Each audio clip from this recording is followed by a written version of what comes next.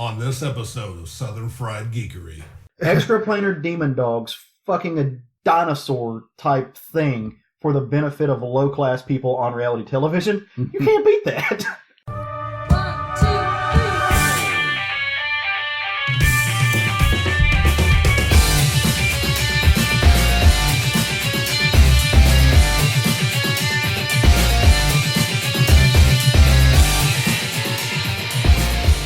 Great. So I did something cool this morning.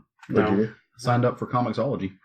Yeah. So it's like $5.99 a month, and you get, I mean, you still have to pay for things, but you get like discounts on new comics that you want to read digitally, but they have it set up so you can like borrow up to 50 books and you don't have to pay for it, so you just read them and send them back. And you don't get to keep the file. So the reason I'm thinking on Comixology or Comixosity or whatever it's called, when you buy the comic, you download it to your computer, it's yours. You bought. It's just right. like, just like this. You're just buying a digital copy instead of a floppy. Yeah, but so borrowing it, I'm not keeping digital files forever. I don't give a shit about that. So just borrow it, read it, and send it back. So I've thought about doing the Marvel one. It's like $10 a month, and it gives you like, I want to say it's like 80 to 90% of their back catalog, because most people aren't going to go read their Amazing Fantasy 15. But if I can go pull up a digital copy a copy of it and read it, I'll read it. Not only that, it's on a 6-month delay. So if you're cool with not reading new comics for 6 months, for $10 a month, you have access to everything that Marvel publishes 6 months out. Why are you petting me? Do we have to split you two up? He's petting me. I know. I think he's just accepting what we already know. Oh. Hell. Kind of cashing that free pass, bro. Hey, baby, I know I said to be home at 1, but it's going to be about 1:15. Hey, everybody. Welcome to the Southern Fried Geekery podcast. I'm Caleb. I'm Craig. I'm Shawn. Hey guys, it's your boy Jerry here with a public service announcement. If you have a boner lasting longer than 8 hours, then come on the show and fight Shawn. No, wait, that wasn't the right F word I wanted to use. Can we do that over again? No. Oh, You're fired. Damn it. That's the right F word. Son of a bitch. No, you're not a public service announcement. You're just Jerry. So, and like I said, we are the Southern Fried. What do you mean, just Jerry? No, hold on. We're pausing the podcast right now. No, I'm just kidding. We can go on. It's fine. I am just Jerry. Remember we were just 3 of us? There is no extra Jerry. How happy you're not just Jerry. You're extra Jerry. That's what I'm you are. so sad because I thought of an opening to do when Shawn wasn't here, and I was gonna be like, and Shawn's not here because I've decided to stop doing that personality now. Look, Jerry, you can't make the entire podcast you doing 3 other voices. It's just the inevitable thing eventually was going to be. Jerry, of all the personalities that we want you to stop, Shawn's not one of them. Right. Focus on the Jerry one. But anyway, welcome back. This is episode 11. We hope you enjoyed our last episode. We finally hit those double digits. We got to sit down and talk to Greg Bo Watson, who is a phenomenal artist. I really enjoyed it. We got to talk about some comics. We got to do the intro to Shawn and his history with anime. Anyway, you can go listen to it. I'm not going to recap everything. That's your job, not mine. But we are glad that you have came back and joined us again. As always, you can get on the social medias and find us on there. Twitter and Instagram, we are at SFG Podcast. You can email us, southernfriedgeekery@gmail.com. You can also get on our Facebook group and interact with us. We're talking, we're posting articles, we're doing all kinds of stuff. Jerry still hasn't figured out how to post as his own self, and that's always fun.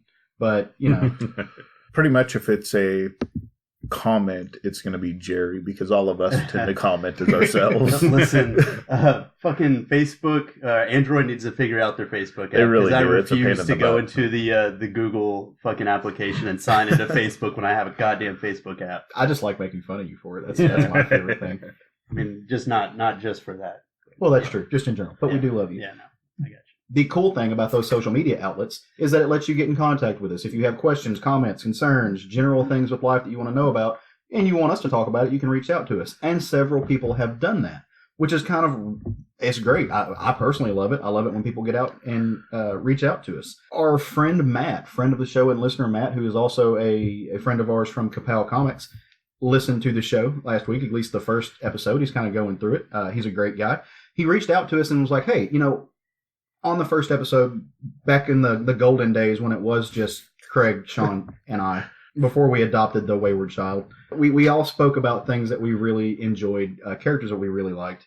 Matt was listening to that episode and wanted to know, like, why our favorite things are our favorite. What makes them our favorite? What makes those resonate with us? I think in the first episode we spoke about Sean's deep and powerful love for the greatness that is Savage Dragon. Craig has got an entire arm full of Star Wars tattoos inked into his skin. I'm wearing an Incredible Hulk jersey, but at the time I was talking about how much I love pulp books like Tarzan, like Conan specifically. You know, my wedding was blessed by Chrome. And I really like cashews. That sound you hear is Sean beating Jerry to death with a heavy stick in the background. Casually, audibly sighing as I slowly bash his skull in with a rock dedicated to Crom. Hey, that works. That makes it a religious ceremony, and that is a right that cannot be infringed, sir. You're going to hear the lamentations of my kitties. You know what? I'm going to see if Longbox Podcast is hired. We're canceling everything we had planned for this episode, and we're just going to dick around for the next 30 to 45 minutes. Fucking done with You can tell we're all really excited to have all four of us back at the table. And that is nice. But, so, Sean, what about Savage Dragon makes him your favorite? Just real short, run through the thing. Simplified explanation of it is, when I got into Savage Dragon, it was still the age of most comic books were only capes and tights. This was a dude who's a dragon, who's a police officer, taking down those capes and tights. It was 90s grim, dark, and edgy, and sure, but it's always been its own thing. And he's always kept it his own thing. It's changed, it's altered. There's a cast of characters that this man never throws away a character design, and I can appreciate that. It's just there's blood, guts, tits, and ass is what I like that grindhouse style in movies. I like it in my comics. Nice. You can't beat a giant dragon man wearing jeans. So, why do I love Star Wars?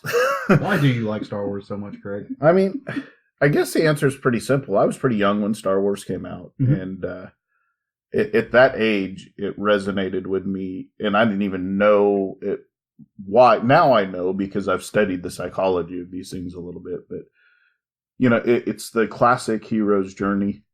It's that story that every kid kind of latches onto. And to me, you took that, you combined it with space. At 7 years old, that was really all I needed. In my generation, I don't know anybody that didn't want to be Luke Skywalker or Han Solo. No, absolutely. Or Princess Leia. They wanted to be one of those three heroes, and they wanted to be in that galaxy doing those things. And throughout time, it's just grown, this love for this franchise. Every one of them's been a fun journey into this world, into this galaxy, and it's something I envision will be a lifelong thing for me. No matter where the story goes, I am one of those fans. I will allow the story to be what the creators say the story should be, not what I perceive it should be. So for me, my favorite character of anything is the Hulk. But when we had that first episode, I was speaking more so about Conan because he's my favorite pulp character. But in a lot of ways, the Hulk and Conan overlap, and some of the reasons why I love them. In my formative years when I was a child, I was not a strong and or popular kid. I grew up out in Arkansas in the middle of nowhere, didn't have a lot of friends, and got to see these characters both in books and on movies that are these kind of the epitome of what, a pure raw strength. And they aren't necessarily even good guys or bad guys. They're just kind of guys. Like Conan is heroic, but he's not a hero. He does his deeds because he's King Conan. He's Conan the Conqueror. He's Conan the Barbarian. He's not a great guy. The Hulk, in the same token, is not a quote-unquote superhero. He does heroic acts, but it's not necessarily all on purpose. He's the human id. Also, for Conan, to me, that was largely my first taste of fantasy. Big fan of Dungeons and Dragons, big fan of sword and sorcery. For me, that like Conan and Red Sonja and those books and those movies were what drew me into that world. And of course, that's what led me to my love of some of the artwork that I'm such a big fan of. Wrightson and Frazetta and some of Frazetta for sure. Yeah. There's also the fact that there were in both of those stories there are strong female protagonists that are meant for more than just sex objects. I mean, like I said, Red Sonja is her own thing. If you watch the film Conan the Barbarian, which is honestly kind of the only good one. You have the character, and I forget her name off the top of my head, but she's her own barbarian, and yeah, they do hook up, but it's more than that. She's a strong, independent female protagonist, and I think that's rad. You also have, but she was also a sex symbol. But she was absolutely a sex symbol, but in kind of the right ways. Yeah. You also had incredibly good antagonists, badasses. And for me personally, it's not a bad thing to watch a young Arnold Schwarzenegger in a loincloth. Very, very seriously, we're talking about when I was 9, 10, 11. Those are I may have not been out at that time, but I definitely, had an attraction to that, and there it was in all its glory. Big, muscular, hunky And it was guys. an amazing movie. It was. It still is. What's your favorite type of thing, Jerry, and why? Favorite type of thing? I've got a lot of favorite types of things, but the thing I guess I'll bring up is Super Sentai, Tokusatsu stuff. Commonly known around here as Power Rangers. I don't know, just I've always had a fascination with giant robots and combining a squad of 5 teenagers with attitude that have giant robots that form together into one really big giant robot has just been really cool. And the Super Sentai stuff is a little bit more serious. It still has like the child at heart thing, but I don't know. They tackle a lot of goals, and it's kind of a standard thing in these series. Whenever they first start off, like the first 5 or 6 episodes is them struggling as a team and getting to know each other. And because you most of the time with these, the team's not formed of people that all know each other. They're all strangers with different interests and stuff like that, and so they have to work together to become a team and take out this menace or this big bad guy, or and it's always dealing with things like pollution or human emotion or something like that. And it's just it's been really cool, and I've really enjoyed getting into it over like the past 8 to 10 years or so. And I mean, I of course I grew up with Power Rangers, but I didn't get into Super Sentai until maybe 2012 or 13. But yeah, I really enjoy it. I think other people would like it if they gave it a chance. Well, yeah, man, that's awesome. But as you listen to the podcast more, you're going to hear about why our favorite things are our favorite things, and we may very well do an episode that's about 90s hyper-violent comics, or that's about Star Wars. Obviously, we're going to do one of those because it's such a big thing. About pulp characters like Conan, or how Marvel characters and DC characters are influenced by outside literature, or we'll get into the history of Tokusatsu and Japanese superheroes. Yeah. How an entire nation of Japan completely ripped off Mighty Morphin to make it all of this stuff. No, I'm kidding. Send your hate mail too. No, I'm kidding. I know enough about the history of that to know that is the exact opposite. So while we're also getting to feedback, Craig had somebody reach out to him and ask him about something in regards to his kind of review or anticipation of the Solo film. Yeah, when we did our movie episode, I made a comment that the fan base wasn't really asking for a Han Solo movie. Yeah. And I got some people that reached out to me and said, you just sounded like you didn't even, like you're not excited for the movie. You sounded like, like no one really wants this movie. First of all, I want to clarify, I kind of said that ironically, as the fan base is this toxic group of people right now that they're not getting what they want in the way they want it, so they want to complain. How about when you said the movie nobody asked for? Yeah. And so, me personally, I'm looking forward to this movie. Yeah. Am I a little apprehensive about what may happen with it? Yes, of course, because of the blowback from The Last Jedi. Mm-hmm. I think if this one, in all likelihood, it's directed by Ron Howard. It was reshot, like 80% of the movie, from my understanding, was reshot. In all likelihood, it's going to be a good movie. And it's going to do what it's supposed to do. If it misses, that's the little part that worries me. That's it. I'm super excited about this movie. And as we get closer to this release of this movie, we'll probably have a segment where I talk about, getting pumped up for this movie and stuff. And I don't know that it has to be a whole episode, but we'll do that. I'm pretty sure we're going to have a Star Wars spectacular. I would love to. But that's the numbers game, right? Yeah. When Star Wars was just 3 movies, there wasn't a question of, are there going to be, are they all going to be good, or is there a chance of it being a bad one? Now that, we're up to what, 7 or 8 main movies, 2 or 3 we are movies? We have 7 in the or 8 in the saga. Mm-hmm. We have Rogue One, and then we're having Solo this summer, so that's 10. And then we have the Clone Wars cartoon, which was released as a feature-length movie at the theater. So we actually have 11 theatrical releases of movies. Yeah, you put out enough content, and not everything is going to be the gold standard. You put out enough Marvel movies, and you're going to get things like Iron Man 2 or Thor 2, which aren't the best. I don't think that they're the abomination that everybody else likes to think they are, but they're not the greatest. For sure. If you put out enough Star Wars movies, you're going to get Star Wars. If you put out enough DC movies, eventually you're going to get one that's good, like Wonder Woman. So it's a numbers game. So the thing with it is that I am super excited, and I did not mean to give that impression at all. That I don't think that I would have preferred that they did some other ones before doing Han Solo, but that's okay. I'll take it. We live in the golden age of Star Wars at this moment. We are going to get a Star Wars movie every year. Rebels just concluded. There's a live-action television show coming. There's probably another animated show coming. There's going to be so much Star Wars, you're not going to know what to do with it. As a Star Wars fan, I couldn't be more excited. I am not going to be the guy defending Star Wars. That's not my job. Either you're going to like it or you don't like it.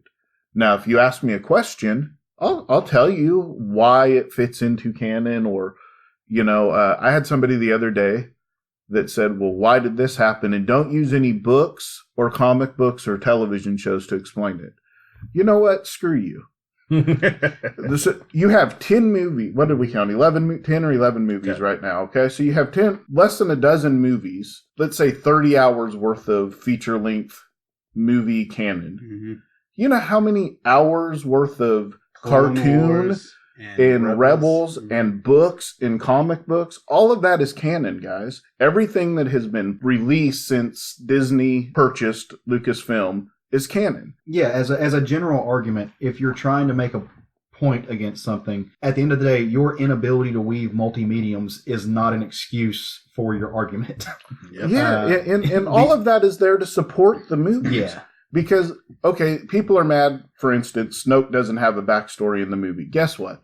I can almost bet you we're going to get a Snoke backstory movie, because Andy Serkis has already said he wants to do it. Yep. It's going to happen, guys. It's not required for Rey's story. What happened to Snoke in his youth has no effect on Rey's story, which is what the current trilogy is. Yeah. It doesn't matter. Would it be awesome to see? Yes. And when it happens, I'll be there, right there in line to see it the first day. But it doesn't matter. Quit getting upset over things that don't matter if you don't want the rest of the canon. And if they put it out in a comic book form and you choose not to read it, guess what? That's on you. That's not on Star Wars. That's not on Disney. That's not on anybody but you, because you're choosing not to access those media. I mean, do we even know anything about the old Emperor? About his childhood? Well, see, that's the funny thing. People are like, well, we have the Emperor's backstory. I'm like, no, we didn't. We have three movies that happened after the original trilogy, and we still don't know anything about how he came to power and got his powers and his youth. And you know what? It doesn't matter.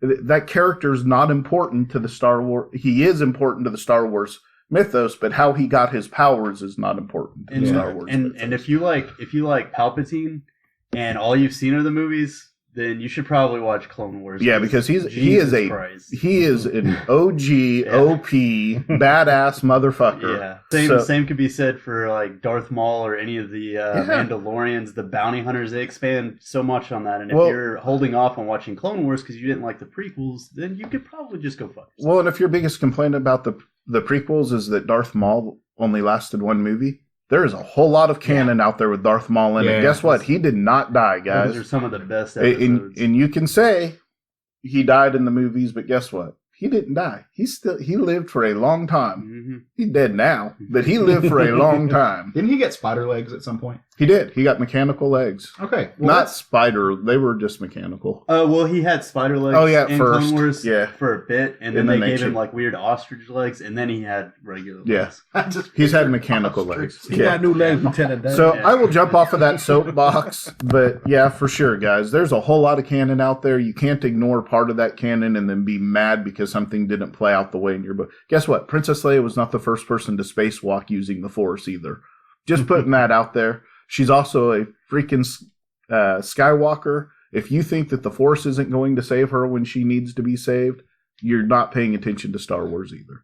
That general conversation and more are some of the conversations that we have over on our Facebook page and our Twitter feed and everything else. So if you have questions, if you want to hear more explanation about what we talk on the show, if we've said something that you disagree with, and we're open to that, despite how many times we said go fuck yourself. I will absolutely get on Facebook or Twitter or anything and have a conversation with anybody that wants to about this stuff. And, and if you want to talk in private messages, I'll do that too. But we will have Star Wars episodes and stuff for sure. So, well, before we get into the news of things that happened this week, I think we've all got a few shout outs we want to give to, now that we're past our reach out. Who all wants to give a shout out this week?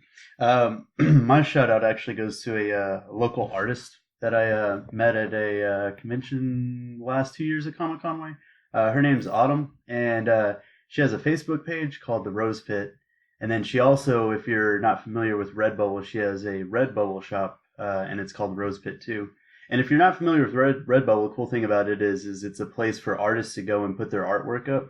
And then Redbubble offers a lot of products and stuff that you could get their particular art on. Like, I think the last thing I got, she did a really cool jellyfish. And they have these acrylic blocks. And I've been like crazy about decorating my desk and stuff. So I bought one of those for my desk. And it looks I saw that. Cool. It's very cool. But go check it out. It's called The Rose Pit. Well, in honor of our first full anime core that we'll have a little bit later in this episode, my shout out is to Crunchyroll. Crunchyroll is an anime streaming service that also offers manga on their website you can read as well. It's a subscription service that has streaming hundreds and hundreds of anime videos. And also, while I'm shouting out the company itself, I'm also shouting out all the workers who work behind the scenes. And I'm not naming any names. That's an inside joke. That's great. Oh, that's going to be fun. Craig, you got a shout out, buddy? Yeah, I actually want to continue on my Star Wars theme for today. And I want to give a shout out to the cast and crew of Star Wars Rebels. That series actually ended this past week or two. And it was just an amazing journey. There are some, it started off kind of kids. It really ended at the top of its game. And the stuff that happened in it is straight up there. As good as any Star Wars stories you're ever going to see, read, or hear about. So, that's my shout out for the week. Very cool. Well, I want to shout out to the guys over at the Long Box Podcast. They're friends of ours. They're friends of the show. They're really cool guys. If you enjoy our show, go listen to theirs. They have a little bit of a different format. They talk about some different stuff. Tyler Olson and Matt Murphy are the guys that run that show. And they're also going to be at C2E2 this year. So hopefully we get to shake hands, sit down, and maybe, buy a drink or two with those guys. That'll be a lot of fun. Not podcast fight? I don't know if we're going to podcast fight or not, but got a podcast fight. Right? We may do a special episode called #Tentacle Gang. It's gonna be like Anchorman, where all the different podcasters start showing up with random. I got stuck with a trident. Caleb, where'd you get a grenade? I love lamp. So shout out to all those fine folks. We really appreciate everything they do, and they're doing some great stuff. So go check them out. Use the Googles, connect with them, listen to them, watch them, buy things from them. Absolutely. Indeed. So news. Well, I want to kick it off with going back to an old news report. Yes, Kitty. That we touched on that the Titans has been in production for a television show, but we just got some new news that Jason Todd is going to be in the show. Yes. Assumably under the Red Hood current design, we're assuming. Maybe background. Oh. Jason Todd's absolutely one of my favorite characters. I know he had some absolute hate when he was Robin, but as Red Hood, he's freaking amazing. And the Red Hood comic book is freaking amazing. It's so good right now. Red Hood and the Outlaws. It's the best. Well, it's not, but it is. It was so almost good. My book of the week this week. Really? It was that good. Yeah. And I mean, personally, if nothing else, like Red Hood's costume works so well in real life. Would work so well in real life. I've seen different excellent cosplays. I can't wait to see if they do it. If they do it accurate with TV budget, it's gonna be great. It's gonna be so good. Who are the Outlaws right now? Right now, it is obviously Jason Todd, Red Hood. It's Bizarro and Athena. Yeah, and the great thing about Bizarro right now is he's super intelligent. It's like Bizarro. I think I actually saw Caleb post a panel.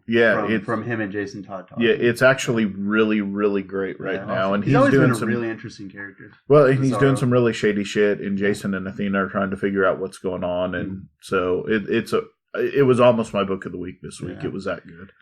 Did they say what channel it's supposed to be on or anything like that? I don't remember. I want to say TNT? Yeah. I'm actually correct that really later. excited for this show. And I haven't been, as most of you guys know, I haven't been real excited about comic book shows in a minute. But I'm somewhat sad because whenever they first announced that Colton Haynes was leaving Arrow, I was really hoping that He would because end they up were with the signing Titans. him to be that character in another show. I think the reason he left Arrow, sorry, Caleb, you're but good. I think the reason he left Arrow was because he was dealing with some personal Yeah, demons that he yeah. had to work through. I want to correct myself real quick. I said that the third outlaw was Athena, and it's Artemis. Artemis, I got that's my right. A's mixed That's up. right. That's my Okay. bad. And I want to correct about saying TNT. Apparently, it's going to be a web TV series. Oh. Oh, okay. Oh, they're probably doing it on their own little platform thing. Yeah. So, I'm super excited about it. Yeah. But well, scooting out from the animated to the, hyper real, Harry Potter fans are rejoicing right now. The first poster for Fantastic Beasts, it's the sequel. It's The Crimes of Grindelwald, and it features Newt Scamander and a young Dumbledore being all wizardy and whatnot. And I was having a conversation in the office the other day with a person who's a very big fan of Harry Potter, and she was all getting, I was like, well, you know what this means. They released the poster. It means a trailer is hooked up and following right behind. And sure enough, 30 minutes later, the trailer debuted. yeah, the second trailer. I am so hyped. It looks incredible. I love the expansive things that they're doing with the Harry Potter world. Mm-hmm. It's really great. There's a lot of history there. Rowling created a vast universe full of ready-made material that they are going to tap into and go along. And obviously, I think we spoke on it before. There's a little bit of controversy involved with the show, with whether they are or not going to play up Dumbledore's sexuality. It's been stated that he is a gay man. I don't think that they're going to put that in the movie, and I'm fine with that. Judge it on its own merits. Don't judge it on what you want it to be. If you want things to be different, then go to film school, learn to make movies, and then make your movie. What? And then you get to do You mean it. the stories aren't the fans? I personally don't believe that. Oh, okay. Just double checking. Yeah. But I'm really excited. It looks like a lot of fun. I think this one looks better to me than the previous prequel. Yeah, but, I wasn't crazy about the. Yeah, but this the one other looks really good to me. I'm pretty excited about it. I'm a bad fan. I still need to watch it. So going back to animation, Nick Cage is finally getting to play Superman after all these years. I love Nick Cage. Oh, yeah. I like a good portion of his movies. I'll leave it at that. And despite what anybody else says, okay, Ghost Rider 1 was garbage. I still really enjoyed that second one. I'm sorry. Yeah. So Nick Cage is I going. just loved all the design stuff in it. I mean, both of them are kind of beautiful movies. They were put together well. They were just it didn't come out Not a well. good story. Yeah. He's going to voice Superman in the Teen Titans Go movie, which is Teen Titans Go to the Movies.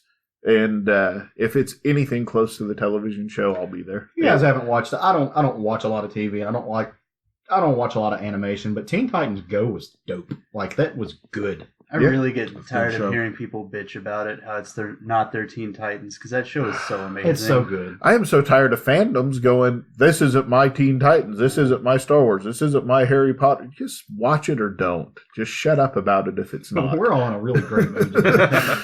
For those fans who were mad about Teen Titans Go saying it's not my Teen Titans, they've started re-airing that original Teen Titans because of the popularity of Go. So thank Teen Titans Go for that. Yeah, man. Absolutely. So Enjoy there's- what you have in fandoms now. There's some other voice actors in that as well, right? Yeah, Halsey's going to be doing Not just Nick Cage Wonder doing Woman. everybody. And I think it's Lil Yachty is going to be voicing Green Lantern. Wow. Isn't he the guy with like the red braids that Mhm. played the piano in the Target commercial or whatever it was? Right. Sure. Right, yeah. Yeah. Sure. He's like a hip hop guy. I don't know. It's not Wu-Tang. I don't know who it is. There you go. I mean, they've cast some of the Justice League members for this because, anybody that's watched Teen Titans Go, they all know Cyborg wants to become his goal is to become a Justice League member. They so far have only shown them and maybe had Batman voiced a little bit. I just, all I could hope for is that all they have Nick Cage doing is those dolphin noises like they usually do for Batman and Alfred. Just to laugh. Yeah. That's all they do. Gordon. That would be great. So that's it for that. Something that probably not new to this week, but something that I found out about this week is Michael Jai White is getting into a movie studio called Gigantic Studios, and it's actually Jai. Gigantic, yeah, because of his name. If you don't know Michael Jai White, he actually played Spawn, and fucking best movie ever. If you haven't seen it, go see it. Black Dynamite. The same people that are involved in this new thing that they're working on is all the people that were involved in Black Dynamite, and it's called Outlaw Johnny Black. It's gonna be fan funded, so go look it up. Throw some money at it, get some cool shit out of it. It's going to be a action comedy western. They've got a little video up talking about it and everything like that. And I'm just so excited about it. They just announced Black Dynamite 2 this year. Talking about things that Michael Jai White has done, he actually played Jax in a series of Mortal Kombat shorts that were I know they originally were released online. Now they've got it on DVD that you can buy. Legacy, right? Wonderful collection of short films. I loved it. And just while we're all the shout out Michael Jai White stuff, he did I haven't heard many people actually seeing this movie. He did a sequel to a movie called Undisputed, the Wesley Snipes and I believe Vin Rames movie. He did a sequel with a different character, but it's just some of the best, tightest fight choreography I've ever seen in a movie. He does he has plenty of others out there too. Just call them B-level action flicks, but like his martial arts skills are top notch. Oh, he's good. In that movie, he shines as just a boxer. Have you seen Blood and Bone? Yes. This is the same people. That's what I'm saying. But like Undisputed 2, it tears Blood and Bone down. It's just for some reason it's hard to find outside of trying to track down the DVD. Well, yeah, it's the problems with Spawn weren't his problems. Absolutely, he was an awesome. It was a great casting choice. Yeah. I didn't have a problem with Spawn. Yeah, I enjoyed it. I didn't either, but there are people that did. There. Yeah, it wasn't me. But it gets kind of like bombasted at this point. Oh, well. People don't love it now, and I don't know why. I'm not the Vibrator or the Vindicator. So good. Well, speaking of Blood and Bones, there's a character coming back to Marvel. We've talked about it a little bit over the last couple of weeks. Marvel's doing some shakeups. They've got some characters jumping in. They've got some people coming, going, doing all kinds of things. C.B. Cebulski is taking Marvel in his own direction as the editor-in-chief now. There is a character that we haven't seen for some time, up until recently. He's kind of recently popped up in some of the different issues. The Sentry is coming back, and if you don't know the Sentry, a lot of people like to compare him. They try to say that he's Marvel's Superman. I disagree with that. Hyperion is Marvel's Superman. I was going to say Gladiator was Marvel's Superman. Possibly. He's actually a parody of Superman. Yeah, because his name is like Cull-Ark. Right. Yeah. But if anything, I'd say the Sentry is like a parody of Marvel's Bizarro. He's just kind of weird, insane, and hyper-powered. Yeah, I mean, his power set is similar to Superman. That's all I'll give you. His personality isn't. Well, he's crazy. He's got molecular powers too. He he's manipulate molecules. By his power set, I mean he's basically the biggest, baddest in the Marvel universe when they choose to write him that way. He ripped Ares in half. Yes. Mm-hmm. Like a god, he ripped him in half. He blinked Molecule Man out of existence. Yeah. Yeah. Now, correct me if I'm wrong. I'm not too familiar with Sentry. Okay. Wasn't he brought in as like a false Thor during the Civil War comic? No, was that somebody else? No, that was Ragnarok. Okay. Yeah, they. I don't know who Sentry is. Basically, they got rid of Sentry during the Planet Hulk stuff, and then brought him back to beat the Hulk. Like he was losing his mind. His power was going out of control. Bendis did a lot with him. I don't think Bendis created him, but he definitely did a lot with him. Basically, he was the Deus Ex Machina to get rid of Planet Hulk, or to get rid of Hulk during World War Hulk, because he was literally the only person that could beat the Hulk at that point. But yeah, he's going to pop up in the pages of Avengers number 688. Awesome. It's going to be drawn by Kim Jacinto and Stefani Caselli. I'm super pumped about that. So continuing along the comic book line here, the people at Aftershock Comics, which you'll hear me talk about them a lot. Much love for them. They have found Atlantis, or at least they have found Atlantis in the pages of a comic book. And that comic book is This looks so good. I know. It's the Lost City of Explorers. They discover Atlantis has been underneath New York City this whole time. The book is going to land in June from Zach Kaplan and Alvaro Sorosca. I'm not sure how to say your name. Saraseka. Go ahead, Sean. Okay, I wasn't going to interrupt. Mr. Saraseka, if we mispronounced your name, feel free to come on this podcast and find us about it. Please. So, I mean, Aftershock just keeps nailing it. Everything. Our buddy Matt at Kapow the other day told me they were turning into Guns for Hire. I'm like, I don't even understand what that means on a company that is a creator-owned series. Every series there is creator owned. By definition, they're guns for hire because they're coming in and. I mean, to be fair, how dare they want to go out and make money? Yeah, I mean, so to me, as long as they keep putting out good books, I really don't care. And they just keep putting out good books. Basically, all every freaking book they put out is fun. Yeah, so we speak a lot about them on our different social media platforms, and they actually reached out last week and was like, hey, thanks for speaking so well of us. And, for some guys who do a small podcast who aren't necessarily plugged into the comics community in the way that some others are, a lot of podcasts are ran by people who are comics editors or at least very well connected to the comics world. We're just four folks sitting down in Arkansas who really love the medium. And that was a nice moment of, they reached out and said, hey, we appreciate that. Well, as guys who just are in this to be fans. So my response to Aftershock, if they're listening to us today, is, you know what? Keep putting out great books, and we'll keep talking about you because, I mean, so far, there's only been like 2 books that I've been like, not for me. Doesn't mean they're not good, but just not for me. Every other one of them I read is fantastic. And if you want to send us some comps, my wallet would love you. Wasn't Dark Arc's Aftershock, right? Yeah, Dark Arc. Okay, Dark Arc is out definitely Aftershock. So continuing on with the comic book news. Chip Zdarsky, the Magnificent, has signed an exclusive contract with Marvel Comics. Do we know, is that for writing and or art or both? I'm assuming it's for both. He's a fantastic artist as well as, his writing is hit or miss to me, but some of it's very, very good and some of it's not, in my opinion, for me. I know a lot of people love his books that are out right now. So, yeah, man. Marvel 2-in-1 is... that one's fantastic. That's one of those good. That's absolutely a hit for me. So good. So before we move off of that, though, when we were speaking about this before the show, Jerry got this horrified look in his eye. And I can't lose my sex crimes. Well, yeah. So when we say that he signed an exclusive contract, that is a general term used for saying that one artist has chosen either Marvel or DC. Any other creator-owned or independent stuff does not ever, to my knowledge, fall underneath that. It does not, as far as I've ever seen. It's a way for the big two to play chess against one another. So now DC has got an exclusive contract with Bendis that says that Bendis can't go right with Marvel. If Bendis wanted to, Bendis could put out an independent book. He doesn't have to because they are launching their own Bendis imprint. So all of his creator stuff is going there. Yeah. But there are lots of artists who have quote-unquote exclusive contracts and writers that do their own stuff. So Sex Criminals is not going to go away. Now they need to get back on their production schedule, but it's not going to go away forever. It's been pretty regular lately. Has it? Yeah. You just have a couple of guys that are... I don't know that Matt Fraction's doing much, but Zdarsky's doing a lot right now. Fraction does a lot of writing, not in comics. Yeah. It's still just a fantastic book, and I'm with Jerry. If it goes away, you'll find me in the corner crying.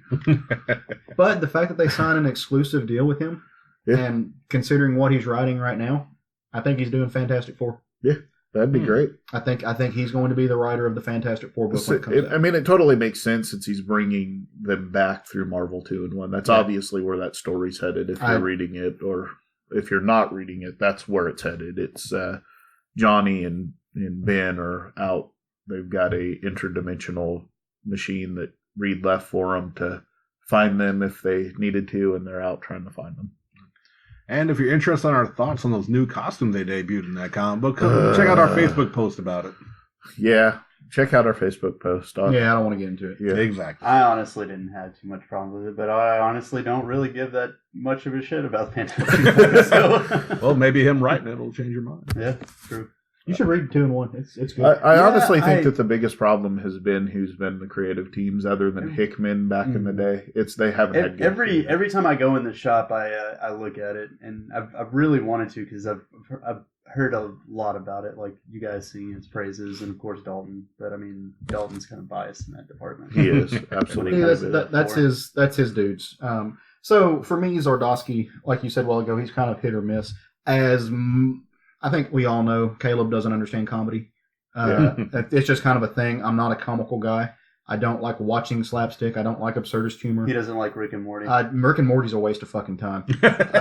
Well, there went half of our That's listener fine. base. I'm cool with it. Right. Yeah, no, you all can sing its praises all you want to. I think it's stupid. Rick and Morty is not stupid. That is Caleb's opinion, and that is not necessarily It does not the reflect opinion of the show. No, that's fine. We all like what we like. That's fine. Zardosky, to me, there's a sweet spot where Zardosky is golden. He does run to the more absurdist humor side more than I like a lot. So, Which is why he was great for books like Howard the Duck, but not so great for necessarily Spider-Man. But issue 1 of Marvel 2-in-1 was that sweet spot Zardosky. That it was just golden. Issue 2, he got a little bit too up in his funnies for me. There were some jokes that I don't think landed. I think he was trying too hard. Issue 3 got right back in that sweet spot as far as the writing goes, but they had a different artist. They didn't have Jim Chung on it, and that hurt the book for me. But all in all, read this book. It's Issue 4 was fantastic. I think it's that sweet spot again. You're getting right back in that rut. So, I mean, again, I really like him. I like him as an artist. I like him as a writer. There are times when it misses for me, but overall, I'm excited about this news. I am too. And fuck Rick and Morty. Well, moving on from there. We'll cover a bit of news that I just have to share that Caleb had so lovingly named Baby Mama Drama. Yay. I love that title. We are talking about Deathstroke issue number 30. We begin a new story arc where it's being implied that Damian Wayne may not actually be the son of Bruce Wayne after all. They're dropping little facts that he is possibly the son of Slade Wilson, Deathstroke himself. Me personally, being not a Damian Wayne fan, this could only probably improve the character because, quite frankly, I'm sick of the little shit.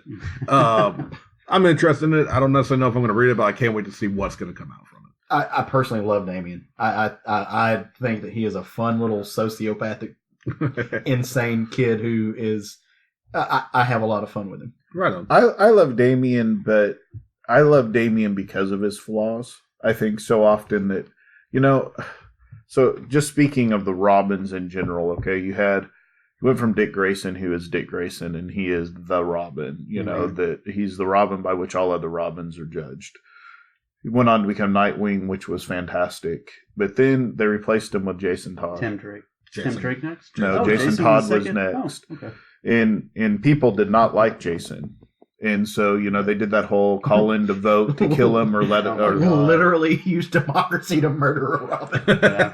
And they did. They killed Robin and they killed Jason Todd. And not even just the Joker beat him to death with a crowbar. You know what's funny about that? There's some controversy about that. They actually know that there is somebody who basically, we talk about Twitter bots now. Oh, and somebody basically set up a phone bot to phone in over That's hilarious. And over and over. And this was back when analog phones. This was somebody who didn't have a cell phone. It was all done through a landline. You just call me. That's amazing. Wow. After that, you had Tim Drake. And Tim Drake was almost too good. He was the best. He's a better detective than Batman. He's not as good of a fighter, but he was the one that didn't have to join Batman because he was an orphan. He still had his family. Yeah. He was. He's just a genius. I love Tim Drake as a character, but they went so far away from Jason Todd because of the backlash they got. And then, of course, Stephanie was in there, and they've had some others. But so then what I like about Damian is he's completely and 100% his own character. He's not trying to fit into he's not the anti-Jason Todd. He's not the anti-Dick Grayson. And the interactions between Damian and Dick Grayson are some of the best in comic books, where Dick Grayson's actually a better, I'm going to say father, even though he's more like a big brother to him, but he's actually he's a better father figure than Bruce is to Damian by far. What was the animated movie that they did? Was that Son of Batman? Son of Batman. Yeah, where they had Damian was trying to go off on his own, and Dick Grayson ran into him, and he was trying to drag him back to the cave, and they got into it. Yeah, and they didn't show the end or how that fight went out until the very end of the movie. Well, yeah, all of those are great. But getting back to this news of Deathstroke number 30, like you said. Yes. Caleb keeping us on track. Oh no, just trying to just trying to go in the right direction. I want to talk about this news for a little bit because, like most things, when this news hit, everybody had an opinion on it, and that's fine. I saw a lot of people saying, "Oh, this is stupid. This is how can they do this? How can they disrupt all of this lineage and the legacy that Damian has with Batman and everything else? I want to point out a few things. Number one, this is taking place in the Deathstroke book, not the Batman book. That alone should tell you that this is not changing canon. That this is the story. At the end of this, Damian is still going to be Bruce's son. Even if he's not. Sorry. In reality, if you follow Deathstroke's very long career, you can almost put money down this is going to be a mind game. Yeah. That is, it's just putting that shredded doubt. But I'll tell you this too, as a big fan of, if it is true, I'm a big fan of Deathstroke's kids anyway. So I might like the little shit. He is a Wilson. Even if it is true. And I don't personally think it is. Even if it is, that's fine. But, some people were saying, well, like, this is stupid. We know Bruce would have got a paternity test. He would know this. That's the story. Yeah, right. Bruce Wayne has got more money than God. We know he did a paternity test. Bruce is the best detective on Earth. He is basically in the story. He is going to find, left on his doorstep, a paternity test that says he is not Damian's father and that the father is in fact Slade Wilson, is Deathstroke. That's the story. That's where the beautiful part is. Because if whatever he finds is so compelling that it makes him not just ignore the fact that somebody left a pea stick on his doorstep and not throw it away, like he has to go find these answers, that's some pretty compelling evidence. Right. And there's a long history between Batman and Deathstroke. I'll read any book that has those two together. There's a long history between Deathstroke and Talia al Ghul. To get the three of those, I mean, this is the best episode of Batmori ever. So first of all, once again, our mantra on the show has been wait for the story to play out. Trust your absolutely. Let these people play out their story before you judge it. When you've read the story and not just listen to internet trolls, but you've actually read the story, then develop your own opinion based upon that story. Number two, it's absolutely a great idea for a story. It's hilarious. It's fantastic. And, it's kind of follows along in the line of being, your knowledge of you being unworthy doesn't make you unworthy.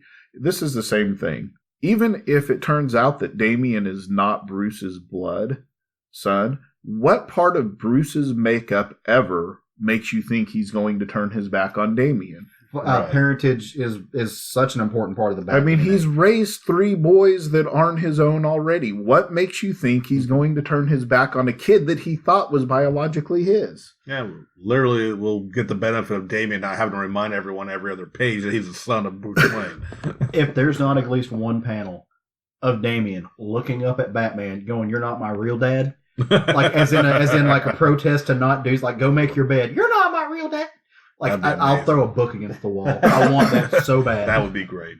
I think we all kind of feel the same way. Let the story play out. I'm not even reading Deathstroke. That's not a monthly book. I'm thinking about signing up for it just for the story. Yeah, I'm going to pick it up for this. So more news from DC. One of my favorite books from last year was a crossover. It was the DC Hanna-Barbera crossover between Batman and Elmer Fudd. It was written by the genius that is Tom King. I think Finch drew it. I'd have to go back and check, but just amazing art. It's a great story. Well, DC is doing another line of those Hanna-Barbera crossovers. They have put out a list, I think, of what all there's going to be, but I'm not 100% sure. I know that in the news article I saw, they had Hong Kong Phooey and Black Lightning, which I thought was hilarious. That's going to be a great I love Hong Kong Phooey. Any chance to get Hong Kong Phooey, let's even back. Any chance to get these old Hanna-Barbera characters into these stories is fantastic for me. Oh, it's so good. I grew up on Hanna-Barbera. Just some of my favorite cartoon characters from my childhood. And just to see them playing out the Elmer Fudd Batman one, some of these have been just so fantastic. That it's not even just... So usually when they do a quote-unquote gimmick like this, where there are crossovers from different things, normally you get 1 or 2 that are just super good, and you have some misses. You have some that just go by the wayside. I don't know that any of these weren't worth reading. I don't know that any of them were bad, and that's rare. Like, they all hit the mark. I mean, you had some like Elmer Fudd and Batman that went above and beyond hitting the mark. Those that should be canonical. I mean, that's a work of art. But you had some that were just really good comics, and they weren't bad. There wasn't a single bad one in the bunch. They're fun for sure. Every one of them. I wasn't aware King wrote the Fudd Batman. Oh yeah, you need to read that. I need to read it now. Have you not read that? I'll dig it out when I go to store. Oh, definitely, dude. I didn't know that was King. Oh, I went on the King train at that time. So okay. So let me before you get to read it, I'm not going to spoil anything, but so you think of Elmer Fudd and you think of how cartoony Hanna-Barbera. Well, actually, that's Looney Tunes. So forgive me. Like I'm sure somebody at home is screaming into the podcast, but it's kind of the same lane. That was Looney Tunes. But that being said, it's the same wheelhouse. Let's be honest. Same wheelhouse. I don't feel that anybody that would be a fan of Looney Tunes or Hanna-Barbera would. You're underestimating the fan base. You're underestimating fans. You're under internet fan base. I might not even make it home today. But no, so it's not super cartoonized. Right. It's a crime noir story that takes place in the 1920s, where Batman is investigating the death of a famous Bruce Wayne's girlfriend from way back. Teams up with Elmer Fudd, and all of this is done in this really sepia toned, very realistic.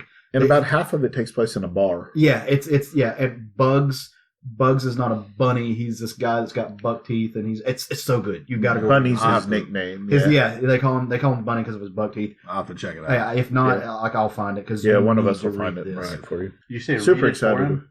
Yes, read it to me.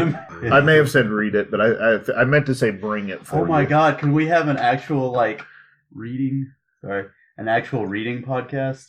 No. Southern Fried Storytelling? Yes. Southern Fried Storytelling. Only if you can do a Kevin Conroy Batman voice.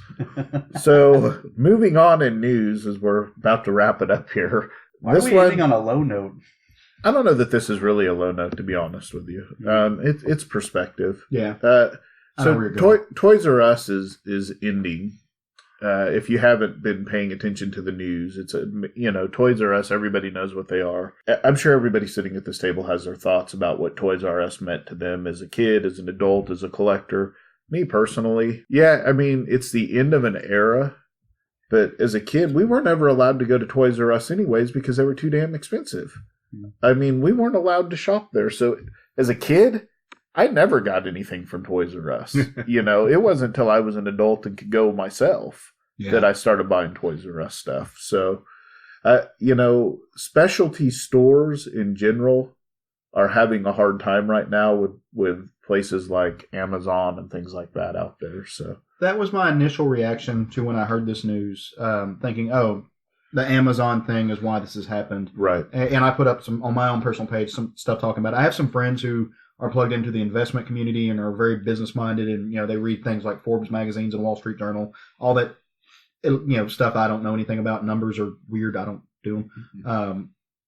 It actually had less to do with the Amazon and the mail order stuff. Toys R Us and their financial state had a lot to do with Bain Capital. Bain Capital made some very poor investment choices and essentially wrecked Toys R Us's ability to ever make a profit ever again. They were going to be in the red. There was no foreseeable way to dig them out of their hole, and that's what crashed that company.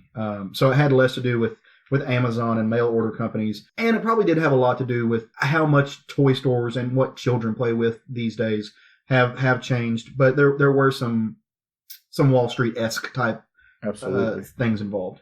I actually just read a little report on it earlier today, just them getting more into it. Apparently there was a thing that passed that the employees that are all going to be losing their jobs aren't even going to get severance pay now. But the CEOs are. Yeah. Oh, that sucks. Yeah, definitely. I have really good friends who work for them too. Yeah. That fucking sucks. Yeah. Like I said, the company's coming to an end. I want to kind of just give my shout out to the store. I remember going when I was very young. It used to be their advertisement was, "We have toys stacked to the ceiling." Yeah. They used to have ridiculously high shelves. And I went in as a kid of that era, and we couldn't afford anything. I was much like Craig, but my parents took us there. We probably got a Christmas present from there. But it was that was huge. Just seeing that just blew my tiny little mind. And then about 1999, maybe 98, when I started working, I actually worked for Toys R Us for a short time. The Furby holiday, if you can break down that year. Jesus fucking Christ. Unloading trucks, and just as a nerd who collected toys, I ain't going to say it was my best job I ever had, but I was working around toys all damn day. I was a happy camper, and I got my McFarlane Jason Voorhees out of that. I was going to say, for me, a lot of it is the nostalgia factor. So as an adult, I don't shop at Toys R Us very often. For my nieces and nephews' birthdays, that's typically where I go just because it's juxtaposition to my home. I can swing by Toys R Us, pick up a gift, take it to them, happy birthday, whatever. I haven't been a regular shopper of that, and I'm sure there's a lot of people. But for me, it is a nostalgia factor. I did get presents from Toys R Us. Not everyday average, you've been a good boy, here you go presents, but like when I made the honor roll in school, right, I got to go pick out something from Toys R Us, something more expensive. I was a big Lego kid because, like I said earlier, I grew up out in the middle of rural Arkansas, and within 10, 15 miles, I think there were 3 kids that were in my age group, so I played with Legos a lot, and I got to go buy these. I would get these big Lego sets, not like the little ones, but like the $50, $60 ones that. Jungle castles and this, that, and the other, and I would build them and play because I could keep myself busy. My teddy bear, quote unquote, that from when I was a kid came from Toys R Us. And so I had these nostalgic factors, and none of that has any bearing on the finances of this company or anything else. And even though I don't shop there regularly anymore, it is still a hit. Our friend Brian put up a thing on Brian Stewart put up a thing on Facebook, and he's like, "Hey, what's with all the love now? If like everybody who are sad about it would have shopped there, this company, which was overpriced, which did get into a niche thing, they wouldn't have closed down." And while it is very true, that doesn't also take the memories away that we did garner from going to Toys R Us, and for having that being honestly a reward system for me. Like, that's why Toys R Us, I'll always be a Toys R Us kid. Right. You know what I mean? I did get some things from that. It was hard to find Dungeons and Dragons books anywhere. Toys R Us sold them, so awesome. All of my first edition books and stuff came from Toys R Us because that was the only place you could get them. And yeah, we would go in and walk around and look around, and as Shawn said, it's just it's the Taj Mahal of toy, versus like KB Toys or something in the mall, but it was fantastic. And is there a part of me that's sad to see it go? Yes. Is there a part of me that's waiting for the sales to start so I can get there and get some great stuff? Unfortunately, I'm not going to lie about it. Yes. I kind of want to go get a bunch of the Marvel Legacy action figures. Yeah. So, and you talked about the financials. I've seen it happen in business where you see a company that starts maybe sometimes through no fault of their own, but by the people that own them or whatever, make bad decisions. I worked for a company that was a smaller part of a bigger company. And it's quite often that money is taken from one to support the other when you have that. Yeah. Especially when you're not publicly owned, but this Toys R Us obviously is. But once they start making those bad decisions, it affects their entire line on down. And I have a feeling that based on what your friends told you and so forth, that's kind of what the situation here is. Yeah. Honestly, I believe we shared the story on our Facebook page, and my comment still, I feel like, rings true. It's sad news, but it's not surprising news. Yeah, I agree with that. It's not surprising in the least. All right, well, that's it on the news, I think. Let's get off this depressing. Like you said, it is ending our. I'm going to look in the positive part and say that there's going to be some really good deals from Toys R Us over the next couple of months. Absolutely. So what are you going to look for? What are you going to look for? I'm probably going to buy some Lego sets, to be honest with you, if I can find some good Lego sets, because they're so expensive. So if you can get some at a good price. What are you going to look for? Honestly, I think I'm going to be looking at some of the wrestling figures because those are always anywhere marked up a little high for my liking. So what are you going to look for? Jerry's not going to look. I don't buy into deals and sales and Black Friday and all that stuff anyway. So, and I mean, I'm going at like 10 a.m. when they open, or sometimes I'm not fighting a crowd. I'll pick the scraps. I've got enough clutter that I'm not really collecting anything right now anyway. So, and honestly, I can't really think of anything that I maybe Lego sets. You want to go get some Power Ranger swords or something. Nah, not really. If the price gets down low enough, I want to grab. I don't collect a lot of action figures, but those, I think they're called the Marvel Legacy action figures, are in the little black box. Yeah. I may grab a bunch of those because they look cool. I'm just not. I've had a few of those that I get like the exclusives at Walgreens and stuff. So I've got a couple of them. I mean, like, I am one of those toy collectors. I open my toys. Mm-hmm. I know some, but the few I keep in are usually like I have the Nico from Runaways from that line. It looks amazing in package. I'm not going to open her up. Mm-hmm. So, and like I feel the same way about the wrestling toys. So like I'm running out of space, but I got wall space and I got thumbtacks and J hooks on a box. Works just fine. And, now that you actually mentioned those Marvel Legends, the Build-A-Figures, they actually started doing Power Rangers figures that come with pieces of Megazords. See, I haven't got into them yet, but you can find them on sale. Yeah, so it might be a thing. We'll see. Well, so yeah, end that on a positive note. We're all going to hopefully get some pretty cool stuff from the beautiful building that was once known as Toys R Us. But now, this is actually the first time that we're going to do this segment with both of you at the table.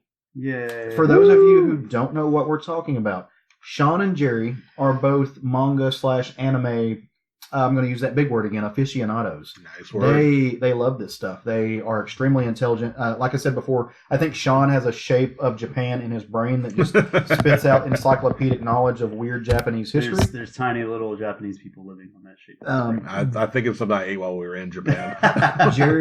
Jerry has tapped into a lot of the American side of Japanese pop culture. He knows vast amounts of knowledge on it. It's very impressive.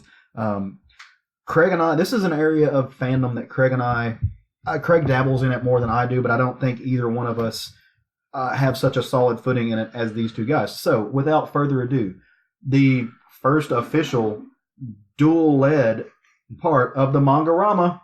All right, so we're gonna open on a high note and talk about like Barefoot Gen, and yes, we're gonna depress the hell out of it. No, actually, we decided we wanted to talk about what I've promoted it plenty of times on the show already, is arguably the easiest crossover for a comic book fan who's curious about anime or manga. We want to talk about My Hero Academia. Yeah, it's great stuff, and honestly, it's the series that I've been able to get the most comic book fans into is My Hero Academia. It's the one that I've sold the most and got people signed up for at the comic book store. Oh, I mean, absolutely. I mean, a quick breakdown. I know I've talked about it. I'm going to give a quick breakdown again.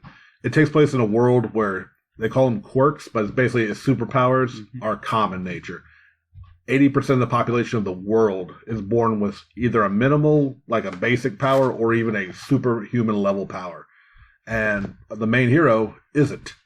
But he loves and admires superheroes. His name is Midoriya, and he wants to become a superhero. And through circumstances we're not going to get too deep into, because we don't want to spoil storylines, he acquires one, and then the struggle to maintain it and become a hero is where it goes. His big drive, he's actually like a really big superhero nerd, and he's always studying and taking notes.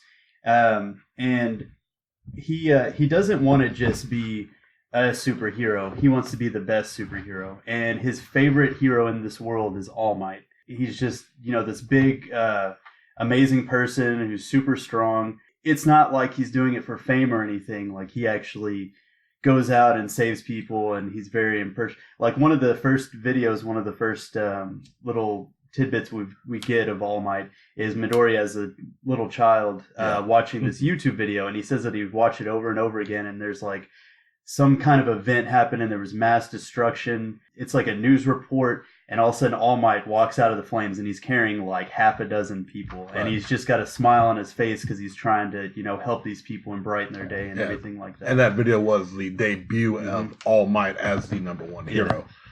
So the whole process is essentially of Midoriya, without having the knowledge that he's going to get power or anything like that. He wants to take the exams and get into the biggest superhero academy that All Might went to, because to be the best superhero, you got to go to the best academy. Right. And that's kind of one of the things that they get into in the series, since it's such a commonplace thing in the series that they have schools for being superheroes, but it doesn't necessarily mean that you have to become a superhero if you have powers and stuff. Right. You can get into regular like retail or something like that. They have all different types of people that deal with like crowd control or something like that. And it's a vast world, and they get into many things from the school into just everyday life and how it works in there. And another thing I really want to push for the series, and it's the cast of characters. Oh yeah, it is vast. And if you're like me, and we'll get into it over the course of our many shows we're going to do about anime, even if you're not necessarily a fan of the main character, which is some of my favorite series, I'm not a big fan of the lead. Yeah. This show, like if you don't care for Midoriya's struggle, there are many characters in this show that have deep backstories, deep personal reasons for what they're doing. And it's like, it's just a huge world, and we've only scratched the surface, really, because it's only gone.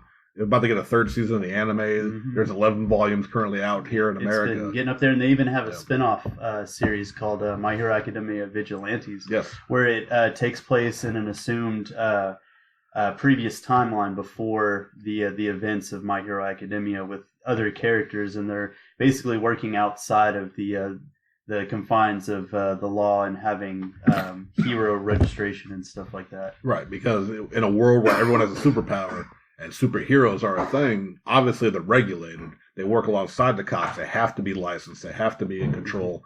That's why you got from them to criminals, and especially since this is a Japanese tale, the Yakuza have their own, are a big thing and a big problem, especially when you think about superpowered criminals, like an American comic. Mm-hmm. But it's a lot more oriented with like super groups, because like you have the hero list, like All Might is always the number one. There's also the number 2, number 3, and they all have their own agencies with their own sidekicks and their own people they're bringing up. Mm-hmm.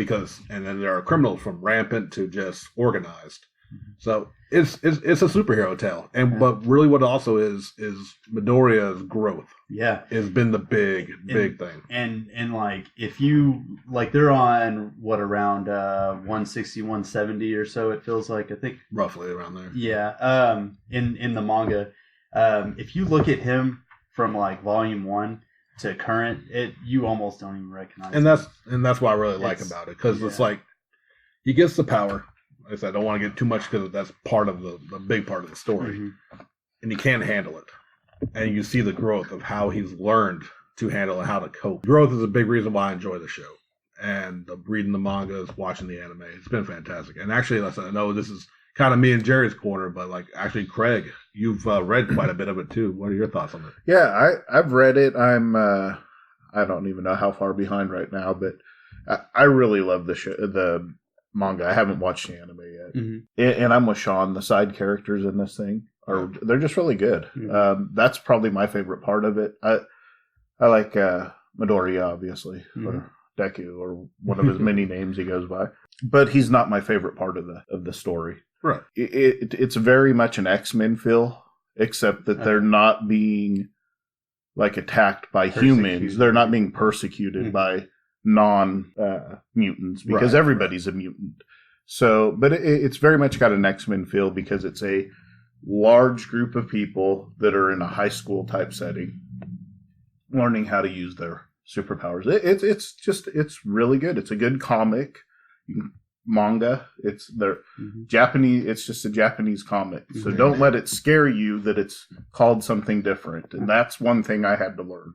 And Caleb actually just read the first volume of it. What did you think of it?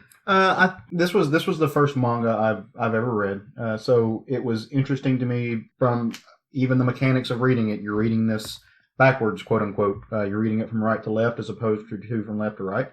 That was an interesting thing to get used to. It took me about halfway through that book to get used to it. But in saying that, one book, it will take you a little bit, but then you get used to it. That should not hold back anybody from delving into this medium. I thought the story was good. Nothing particularly stood out to me as being next to greatness. It was a pretty straightforward story. I thought it was fairly predictable. There was nothing that surprised me per se, and maybe that's just because I've heard you guys speak about it so much. I kind of had an understanding and a roadmap to where it was going to go. It's a great coming of age story. That at its heart, that's what it is. It's a story about what happens when power becomes the norm. It's a story about what happens when the extraordinary becomes ordinary, and how the human condition adapts to that. And I think those dynamics were interesting. The art did not blow me away, and I know I've spoken to Jerry about this, and because in manga, I think they're typically longer, drawn-out stories, and the artwork, at least historically, seems to get better as the series goes on. And I know that with One Piece, you can see that with this. I know you showed me art from the later on. You can see that. So much of comics, so much of sequential storytelling to me is the art. So the art is a very important, for me, it's the importance of the art is 75%. The story is a very important 25%, but it is still about that quarter. There's not a lot of detail in this art. Most of it's just black and white inked line drawing, which is fine. That's not a knock on it. This is just my personal preference in things. I don't even necessarily need color, but there's not a lot of depth. There's not a lot of shading. There's not a lot of detail in the artwork. That throws me off a little bit. You can also see, at least for me, and this is what I think, the main upfront close what is happening in these panels, the figures and what is in the foreground is done by one artist. You can absolutely tell where another artist has gone in and filled in the background. That threw it off for me a little bit. Again, not saying that these are not quality things. These are just style elements that work differently for me. I also don't necessarily gravitate to like Sunday morning comic strips for a lot of those same reasons. And those are American, and those are left to right. I don't particularly gravitate to books that are indie books that are done in that very, very. I don't want to use simplistic because that sounds derogatory or dismissive. Very stylized, two-dimensional style. Right. That to me, it lessens my pleasure of it, but that is not a comment on the quality of it, because there were also panels in there that I spent 15, 20 minutes looking at one panel. Looking into the background, there was a fight scene in the first one where it's this first one you see downtown where he's in the crowd and he sees a giant monster or a giant bad guy attacking the city, and he's feeling helpless and also in awe. And you also see these other guys who are just kind of having this common conversation of, oh, well, this isn't supposed to happen, and well, of course this is like they're speaking at it like it's rush hour traffic almost. Right. That calling was in late for work. Just saying it was a nuisance, not extraordinary. Mm-hmm. I spent probably 15, 20 minutes looking at that single panel and appreciating for what it was. Very, very strongly. I may read the second volume. I will most likely read the second volume. It's not something I'm rushing out to get any more than one of the 20 books I get a week that I'm not on. It's not on my pull list. I read it for the first time, and I don't need to finish reading it. So can I know you got to respond, Jerry, but I want to respond as a non-manga fan so that they get a perspective response to what Caleb's saying. One of the big differences between manga and comics is that mangas are put out every week. Yes. And I guess I just stole Jerry's thunder. But I thought it might come as from somebody that's not I am much more American comic book fan than a Japanese manga fan. So to respond to that is they're put out with less detail because they're drawing them quicker to get them out every week. I'll let Jerry go from there, but that's my take on it. And for me, I read differently than Caleb. I read more for the story. I can look past mediocre art for a great story. I can't look past bad art for a great story, but I can look past mediocre art for a great story. So that's just the two different people that aren't manga fans, that necessarily manga fans, but that see it from two different viewpoints. And that's why I wanted to address it. So go ahead, Jerry. I'm sorry. That's just pretty much where I was going to go with it is the artists are in this for the long haul. This is their creation, like an independent title, but they're doing it weekly. They might take at least one break or so off a week, but it's them doing this 6 days a week almost, just to get that issue out there and everything. But the cool thing about that is since they're doing it so much that they're constantly refining and everything. Like I said earlier, you could go from volume 1 and then look at volume 11 and you can see like how there's a very progressive growth in quality. Yeah. And it's an interesting process how they make it. And Caleb actually hit it on the nose where you said you could tell someone else drew the background, because 90% of manga is written and drawn by the creator. But they do have assistants that usually handle background filler, inks, sometimes on the thing. So, I mean, you nailed it on the head. So you do get that occasionally, the things don't quite mesh, especially in the early issues. And not trying to justify, not trying to convince you to all of a sudden you have to love this book like we do. But if you give it a second volume a chance, I got it for you anytime you want. Yeah, absolutely. No, I want to. There's a lot of other stuff I have to read. And saying that, we'll never ask your opinion again. So, Jerry. So not to take any more time from your guys' thing here, but I do want to add one more thing. As a person that's a peripheral fan to manga, I would say. One thing that I really dig about manga is that it's creator-owned, and you are going to get that creator story, right, wrong, or indifferent, and it's going to be his story from the beginning to the end unless they die. Yeah. I say him being a... God damn it, knock on wood. Unless and naturally I'm thinking Oda as well, but unless that creator, something happens to them and they can't finish it, you're going to get their story from beginning to end, much the same as you do in a series of books. Right. So, and it's absolutely the benefit. So we're going to probably wrap this up here.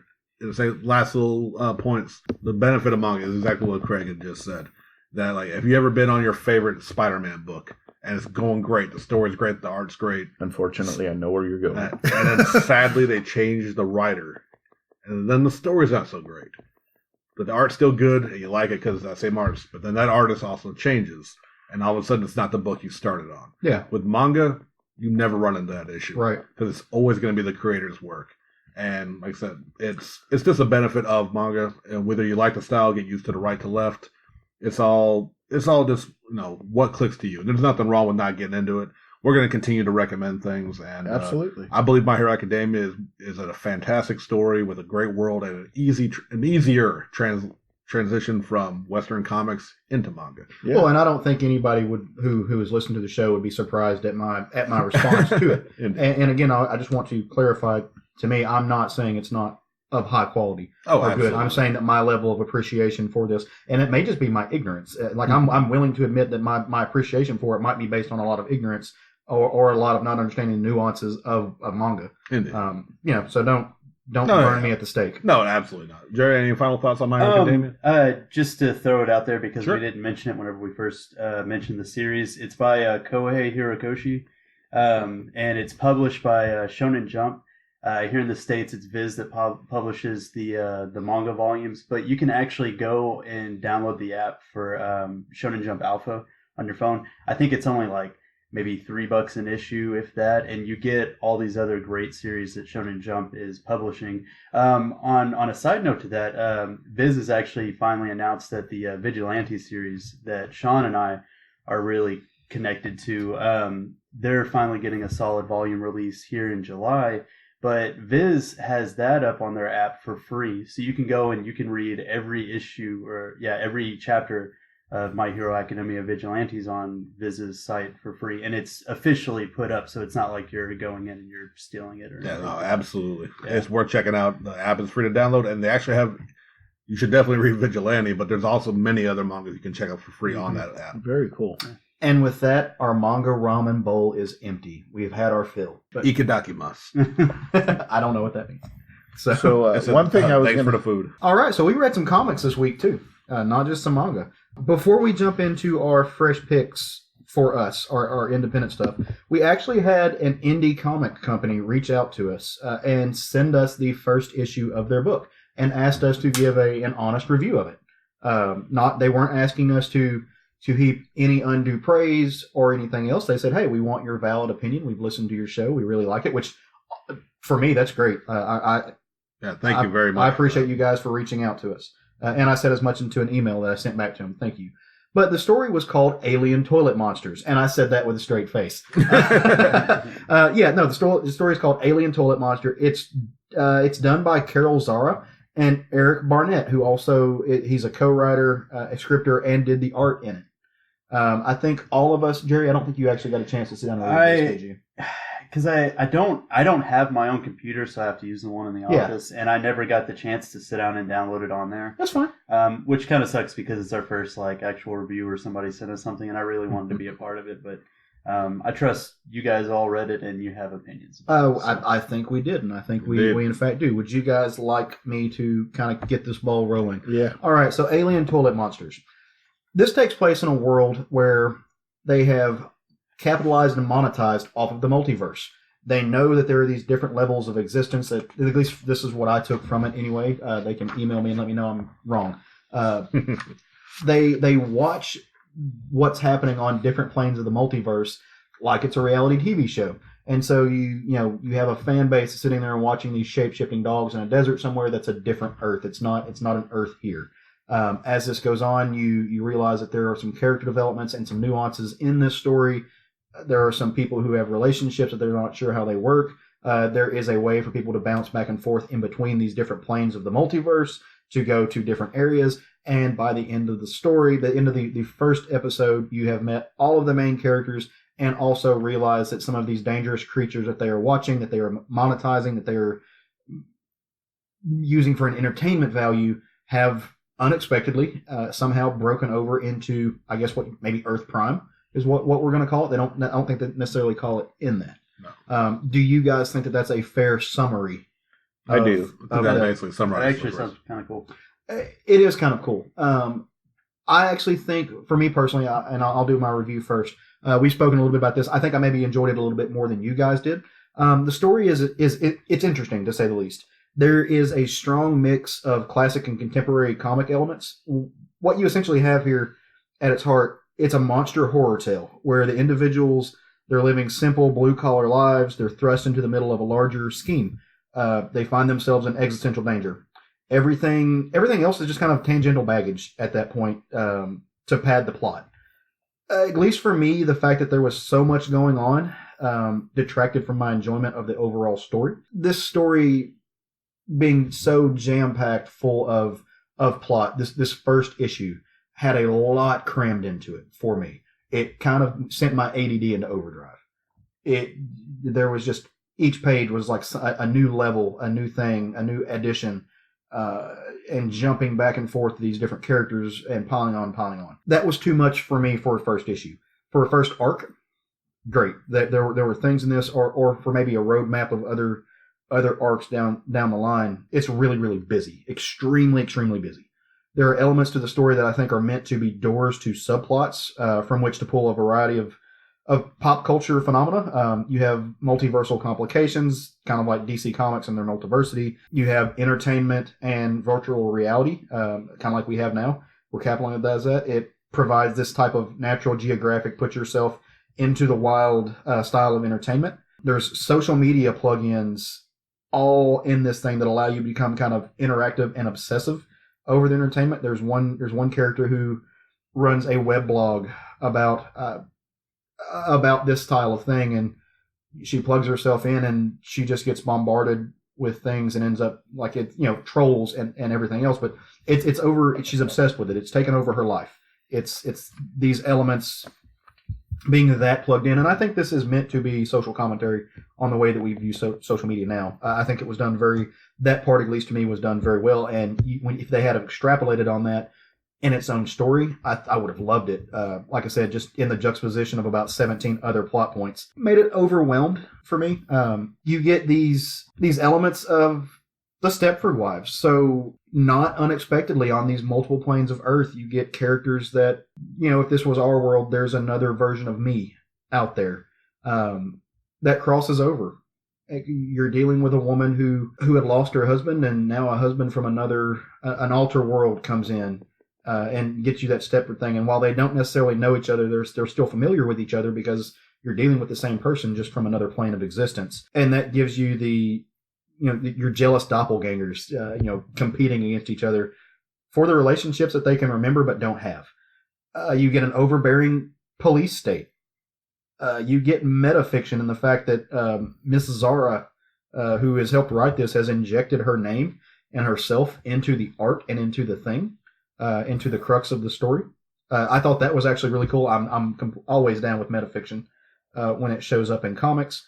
If you take any one, two, even if it's done well, 3 of these things, and you put it into one 5 or 6 issue arc, I think you have money. I think you're done really well, especially because the art in this is done incredibly well. I think you have the genetics of a really fun sci-fi story. Together, again, it kind of sent my ADD into overdrive. There's a lot of shiny object syndrome happening, at least for a first issue. It feels really cramped. I think the guys that did it were because it's an indie comic and because these things are expensive, they have a plethora of really good ideas, and to save money and effort, they crammed everything in this one issue that they're trying to get off the ground. I will say it's funny because what they did leave out in this issue was any correlation to the title. You're not wrong. Yeah. There is nothing like this comic is called Alien Toilet Monsters. You have aliens, you have monsters. There was no. I don't understand where the alien toilet part came in, because there's no. I mean, you can use context clues from the end of the issue. Yeah, there's no alien toilets or no alien toilet monsters. Yeah, so using context clues at the end of the story, you get these extraplanal aliens on. Like again, we're going to call it Earth Prime for the sake of understanding these things, and they get into our aquatic ecosystems. They're in the ocean, and I'm assuming, that's how water works. I'm assuming they're going to work their way up the plumbing in major metropolises that are near water, and they're going to inevitably come out of the toilet. That wasn't in this first issue, and so that threw me off a little bit because I kept waiting for at least to see one of these weird beasties bust out while somebody was on the shitter, and that never happened. But I do want to commend the creators. for me personally, they have a gay character whose sexuality is not the crux of his character. That's rare. Normally, especially in stuff that they don't just mention that a character is gay by proxy, it has to be a major part of his story. Usually it is his story, like his sexuality is his story. In this, it wasn't. You just have a character who mentions his boyfriend, mentions his husband by proxy, and that's just a point. It's a blip, it's done, and then it's over with. And they created a set of really fun and believable characters whose tropes are really easy to recognize, and they don't feel bland. Again, I really enjoyed the art. I like this style of digital cartooning. It's rough and unpolished, and that line gives it kind of a niche indie feel. Never comes off as untrained or amateurish. Sometimes when you read these things, it's like, oh yeah, this guy just, his style's not, he's not there yet. He's still learning. This didn't feel that way. This feels like somebody who knows exactly what they wanted to do, and the imperfections were done with purpose. That I really, really dug. It adds a lot to the tone of the book, to the mood of the book. The colors were exactly what they needed to be. They were muted and dark in the places they needed to be muted and dark. They were really bright. They really popped when they needed to. Nothing stood out as being out of place or mishued. And so in color, that's a big point, especially when you're getting into the print. Sometimes the colors, when done digitally, they'll digital color one thing, a color in print, it comes out a shade or two different, and occasionally it throws off the entire thing. At least for me, like I can see those things.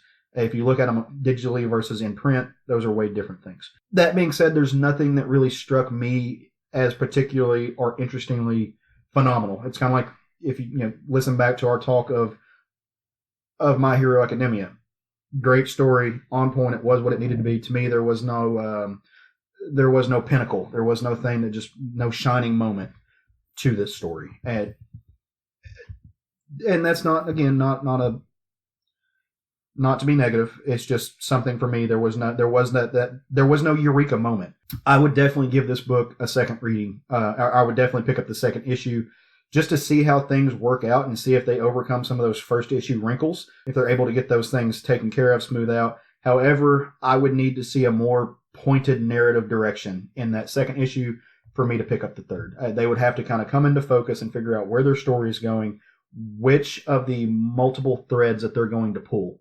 And I would need it to be, I would need them to pick. I don't think that they can maintain the avalanche of information and storylines that they have dropped in this first issue. I don't think they can pull you along the entirety of that without breaking them. So I would need one or two of those. I mean, you hit the nail on the head for most of agree with. I'll just touch on a little bit of my own personal things on it. I agree 100%. I think the artwork was really good. My issues were too much, too quick. I would say pacing was definitely an issue. Like you said, they have a broad world they're trying to introduce. And maybe it was fear of, being an indie title, they wouldn't get past the first issue. So they really wanted to show you what the world was. But sometimes you got to sit back and have faith that your story can wait. It can be padded out. Not padded out, but you don't have to throw it all right out the bat. Right. That you can work into some of the other storylines. It felt very just cluttered. Mm-hmm. And like I said, the art was good. I did have issues with panel layout. I think some of it was very confusing. And this is come from someone who reads left to right and right to left when I switched between manga and Western books. And I had trouble following some of the dialogue and where it was going or when it was taking place in the pages. And like I said, an interesting story. I'm not a huge sci-fi guy, but I thought some of the creatures were interesting. And like you said, they made sure they got everything into this first issue, what they want, except toilet monsters. Out of everything they had to make sure they were going to do in this first one, they didn't give us a title.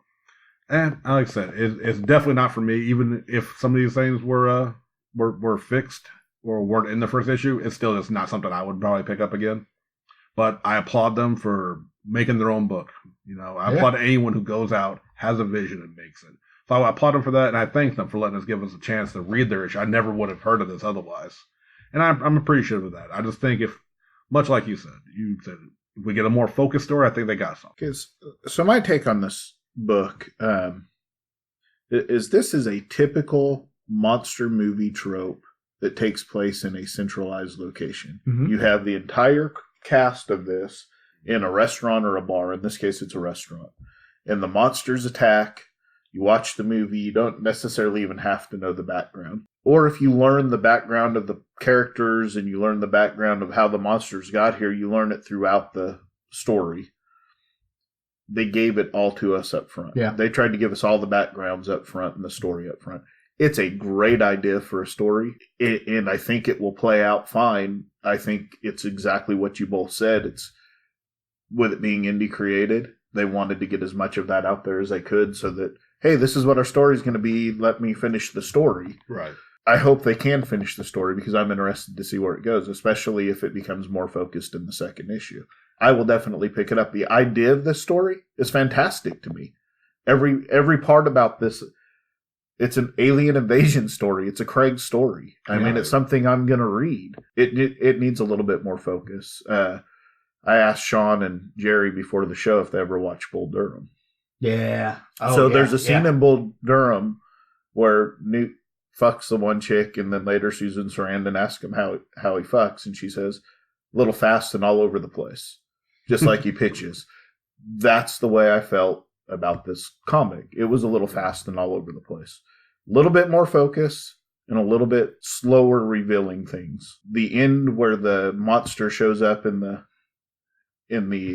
garbage heap, that would have been perfect. That's all we needed for the first issue. As far as you could have had the first scene where you know that there's these monsters on other realms, and then give us a little bit of the story for the people, and direct it towards that, and then end with the monster showing up in their realm. Would have been a perfect cliffhanger going into a second book. Absolutely. It may very well get where I think it's going, but as Caleb said, pull one thread at a time. And the art's great. The story, I think, is fine. I really do. I think the story's good. Let it develop itself instead of forcing it. And for those of you who are listening to this at home, if you're into comics and stuff, and if you ever find yourself asking when you're looking at the letters page, like, what is an editor? What does an editor do?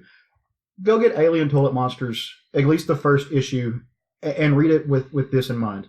This is really, really good writing and really, really good art that is done in want of a good editor. A good editor would have said, hey, pump your brakes on ideas 2, 3, and 4, or pump your brakes on ideas 5, 6, and 7, and just stick with these through the first 6 issues, wrap these up, and then introduce this new idea. And I hope, for my sake and for the sake of Carol Zara and Eric Barnett, who did, again, a fabulous piece of work. I don't want to, we're speaking about this seriously because we take it seriously. It is, I hope they get the funding that they need to make this into an ongoing series where they can afford to slow down a little bit and not that, this isn't your one shot. These people deserve multiple shots. And I think that they'll get it because of the quality of this. I know it was blurbed by several groups. I know that, not Garth Ennis, my brain just shut off. Warren Ellis. Warren Ellis. They're the same person. Warren Ellis had good things to say about this, and that's a tribute to the quality that it is. On a last note, for me and how much I enjoyed this book, you gave me an extra planar demon dog fucking a dinosaur. Again, it's everything I would enjoy about a comic book. Yeah, extra planar demon dogs fucking a dinosaur type thing for the benefit of low class people on reality television. You can't beat that. And the dude going, spoiler, they all die at the end. Yep. I mean, it's all there. It just needs to be refocused. Right. As Caleb said, an editor would do wonders for this book. I think like a summary blurb or something would be, we like the concept, it's not the execution. And tighten it up, you probably have something. You'll have an audience for this. I would definitely be part of that audience. Yeah, and as for an indie book, I would still pick this up. It's in Craig's wheelhouse. It's a little bit in my wheelhouse. Absolutely. Like I said, as I said, not for me. Probably wouldn't even tighten up. It wouldn't be a book I'd read. But I know there's an audience out there for it. Oh, absolutely. Yeah, and you know what? Absolutely is. There is an audience beyond the big three. It's a Jerry book too. Quite honestly, it's a book I could see Jerry reading. Well. Sounds like something I would read. Definitely. Whenever you guys were going into it, I was honestly thinking that the Alien Toilet Monsters title was going to be somewhat like symbolic or metaphorical. Maybe. Yeah. Potentially. We don't know yet. That's the thing. That's the one thread they didn't. That's the one thread they didn't pull. Because as far as I can tell, it's not actually even aliens. They're more of alternate universe creatures. Yeah. But I don't know yet. I don't know that yet. So. Yeah. I might have to give it a read sometime this week. Yeah. I downloaded it. I can send it to you. But yeah, like, support indie comics. Seriously, absolutely. This is. And thanks again, guys, for letting us be privy to read that before it's out to the people, to the public. Let us know when it's going to be published. I will absolutely buy it and sign up for it because I want to read the second book. And anybody ask me, I would suggest reading the first and the second and seeing how you feel about it. Because I'm again, a little bit of focus. I think it's a good story. Yep, absolutely. All right, so on to other books that we read this week, not collectively but independently, or maybe collectively in some cases. But it's time for our fresh picks. Yeah, books were ripe. We plucked them off the vine, and now we have them in our hands. So, do you want to lead us off, Craig? What'd you read this week? This was a big week for books. There were a lot of good books this week. I had a hard time deciding which book I was going to read. We talked about Red Hood and the Outlaws earlier. That was almost one. And ultimately, it came down to two. I ended up choosing Deadly Class, issue number 32. And I chose this book mainly. I'm going to touch on the other book I chose at the end of this just because it needs an honorable mention and just because I like seeing Caleb twitch over there when we do more than we're supposed to. But I went with Deadly Class, number one, because we haven't given Rick Remender nearly enough love on this podcast yet. This guy is absolutely amazing. The stuff he does is amazing, and this book is so good. He's writing it. Wes Craig is doing the pencils and ink, and it's being colored by Jordan Boyd. It's published by Image. This book, this is the start of a new story arc for this book. And for those of you that aren't reading this, I'm not going to go too deep into the past, but I want to give you kind of a setup for it. Picture Hogwarts, except it's for killers. Right. It's for people being trained to become assassins. And the main protagonist, I don't know that you can call anybody a hero in this book, but the main protagonist in this book is an orphan kid that his parents died, and he gets picked up by a guy, brings him to this high school. It's called King's Dominion. Again, they train killers. End of the first year, in order to become a sophomore at this high school, they pit half the class against the other half. And if you live, you get to remain in the school. If you die or leave the school, you either die or you're expelled from the school. So this story takes place halfway through the original class's sophomore year. This story arc picks up. Saya, I think is how you say her name, is one of the main characters from the first deal. She's been kind of tasked with leading these freshmen through their first year at the school. And she kind of reluctantly becomes friends with them. And one of my favorite characters is this Swedish heavy metal, headbanging, pot smoking, Dungeons and Dragons playing guy. Of course, guy that's your favorite character. that makes them all listen to Iron Maiden and play Dungeons and Dragons and get high whether they want to or not. Yes. And so, the story goes, they end up running into Victor, who's the bad guy from the first season. Well, he's not really a bad guy any more so than the other are. But, of course, he's Russian because it's the 80s, and Russians are always the bad guys in the 80s, and that's when the story takes place. Russians are kind of the bad guys now. So Victor finds out that, Jerry, plug your ears, and anybody that... You're good. Okay, so Victor finds out he didn't actually kill Marcus, who's the main protagonist, at the end of the first season, or at the end of the first school year. So now the group of freshmen are trying to find Marcus. They find him. They're all holed up in a hotel. They're getting high. They're having sex. They're committing debauchery because that's what teenagers do with no influence. And Victor, of course, has followed them there. Well, he gets there. Him and Marcus. This starts with them about to have a shootout. And, of course, the Mexican cartel has caught up with them and bust in all in luchador masks. Nice. And they decide, Victor says, no one kills Marcus but me, so he helps Marcus, and it becomes Marcus and Victor against Everybody. 800 fucking Mexican cartel. And you actually text us about it being a huge Frank Miller. I was going to say, this sounds like Frank Miller writing a Wolverine. Yeah, so at one point, Marcus goes, fuck me, my life is a Frank Miller comic book. And then all of the internal dialogue is written just like it's from Sin City for the next 3 pages of this comic. I mean, when you're reading it, you read it as Frank Miller wrote it. That's amazing. And then it goes from there to just straight up a Quentin Tarantino movie. Yep. It's page after splash page after page of just blood, mutilation, death. And then at the end of the book, Marcus and Victor are standing there holding guns pointed at each other again. So that's how it's just, get on this book, guys. I mean, seriously, the trades are out, you can pick them up. Any comic book store can order them for you. If you like Quentin Tarantino movies, if you like the 80s, I mean, Remender gives you so much. Stranger Things is big right now because of the callbacks to the 80s. Yep. Almost heavy-handedly. So this gives them to you in a very nostalgic, non-overbearing way. And it's just so much fun. Just get on it. I can't recommend this book enough. But I do want to throw out my honorable mention for this week, for comic this week was All New Wolverine, which I think some of you know. I've had a hard time with this book for a minute now. And that's why I want to point it out. This book was so good this week that it's really resold me on getting back into making sure I read it every week. Yeah, awesome. It was that good. Very cool. Yeah. Well, I guess if it's okay with y'all, I'll jump in here next.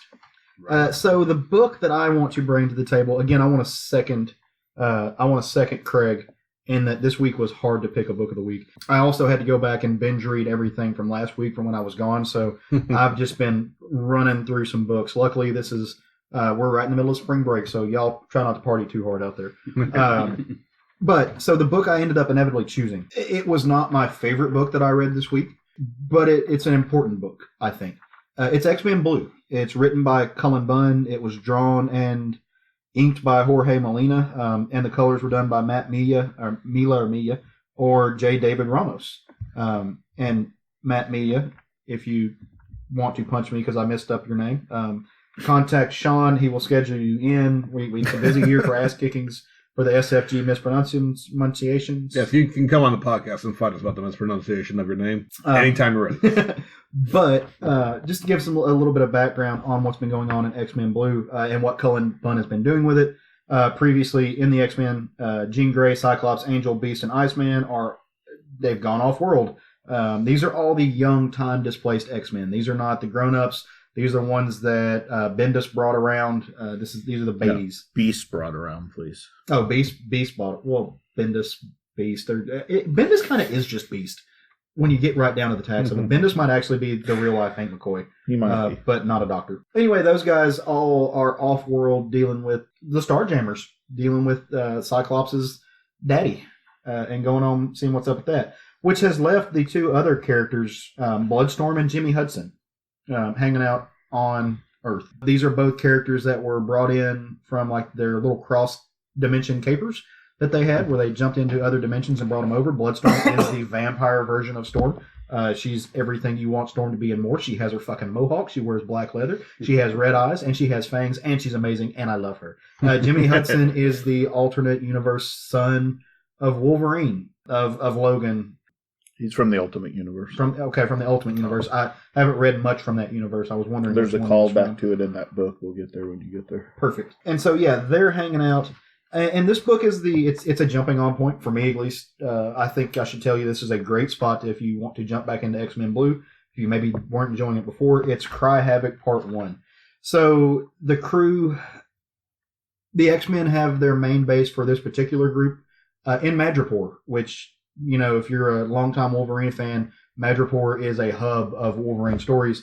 And they're also kind of under the tutelage of Magneto. And connected with that is also Polaris. She's sitting there helping out. So this book deals a lot with the coming out of Axis and the fact that during the Axis saga, if you were a good guy, you became bad. If you were a bad guy, they became good. Havoc is evil now. And Havoc is working with the White Queen to disrupt a whole lot of stuff, specifically not just the White Queen, working with the Hellfire Club to kind of take over the world, to cause a lot of problems. They have a, you know, not to spoil anything, but they have a sinister plan. Dun, dun, dun. So much so that they are actually working with Miss Sinister.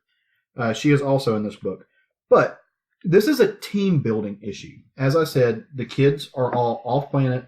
They're all fighting out in space. You can see the previous issue of X-Men Blue if you want to get that story. So Jimmy and Bloodstorm are hanging out wondering what they're going to do. Polaris walks in and kind of takes charge. She's going to lead them through here. and as you're going through the story, you get the other characters dropping in. Characters like, what's that one guy that you really like, Jerry? He starts with an X, ends with an N. Zorn. Yeah, Zorn. Yeah. Yeah. He's I did. Big cliffhanger. I wanted you to be more excited than you are right now. No, I fucking love Zorn. You get this really gorgeous spread of Zorn stepping in. If I want to say, didn't Rick Remender create him as well?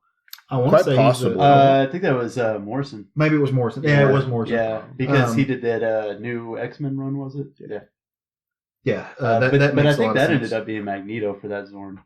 Yeah, I mean, he still did the character design. Yeah, for sure. The book is really good. It's a great starting on. Like I said, it's a great jumping on point. If you maybe weren't liking the time displaced kids and you want a team more geared towards that, you're going to get a Wolverine character. You're going to get the age differential that we like to see in X books of younger and older. You're getting to see, they spoiler warning as always with these things, but Polaris gets handed a pendant and it's got a psychic connection that she wasn't expecting. And at the end of the book, she says, "Oh, I'm not Polaris, I'm Malice." And if you are not familiar with X-Men continuity and X-Men history, Malice is a badass. Malice is some evil, and that means shit's about to get real. So you have a character that reminds me a lot of Jubilee in this story. So they're really throwing back. Cullen Bunn's doing a really good job of throwing back to long time X-Men continuity with the Hellfire Club and everything else. Go pick up the book. Highly recommend it. I actually read this book too, and it was fantastic. It's the first X-Men book I've read since X-Men Blue and Gold started. Really? I had kind of got overwhelmed with X-Men for a while. Don't get me wrong, I bought them all, but I haven't read any of them. And I read that, and it made me go read X-Men Gold from last week. It was that good. But in that book, there's a scene where they're in the Mojave Desert, and Jimmy sees something, and they're like, "What is it?" And he's like, "I just saw some memories of my past that I don't know if I want to remember or not." Well, in the Ultimates book, the Ultimate X-Men book, they were given an area of space in the Mojave Desert to call their own. The X-Men were. Yeah. And one of the mutants was able to create a seed that could be grown anywhere. So they turned it into this lavish land where they could thrive. Well, then, of course, the whole world wants to fight them over having rights to that seed. So it was kind of cool because now you're going to see, I think it's story building for a future episode with Jimmy, especially with Wolverine coming back into the Marvel Universe pretty soon. It's just going to be an interesting dynamic to see. And then I'm not so sure that Emma and Havoc are evil.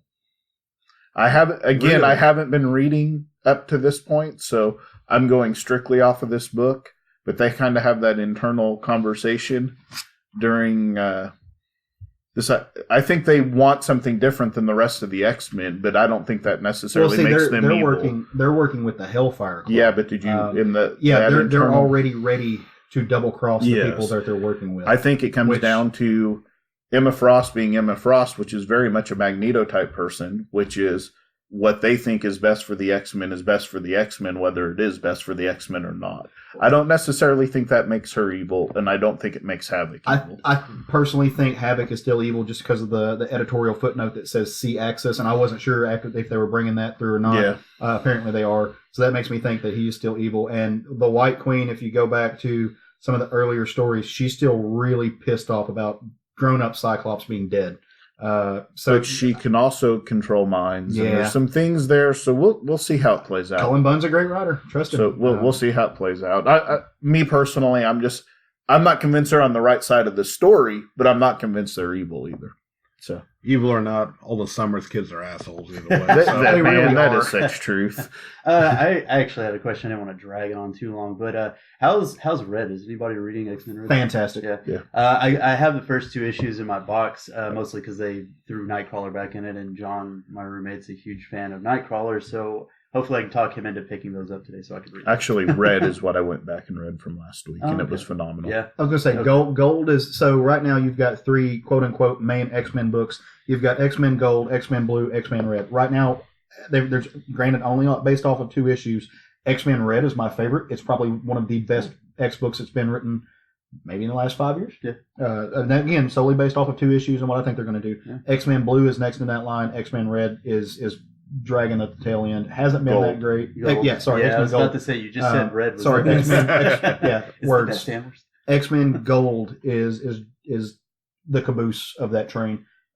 Hasn't been that great. Hasn't been extremely terrible, but it got off to a rocky start. Yeah, that was the one that started off very controversial. Yeah, the original artist decided to put in some anti-Semitic stuff in there and got busted because he's a fucking moron. Mm-hmm. And he's a great artist, which is what the saddest part about all that is. And he was a great artist. Fuck him. Your beautiful art. Shawn knows some stuff about that with Rat Queens for sure. Yeah, your beautiful art isn't worth your hate. So I'm glad to see that guy no longer having a career. That makes me very happy. Yeah. I think Sean's got a next book too. Mm-hmm. Oh, I do actually. Do you?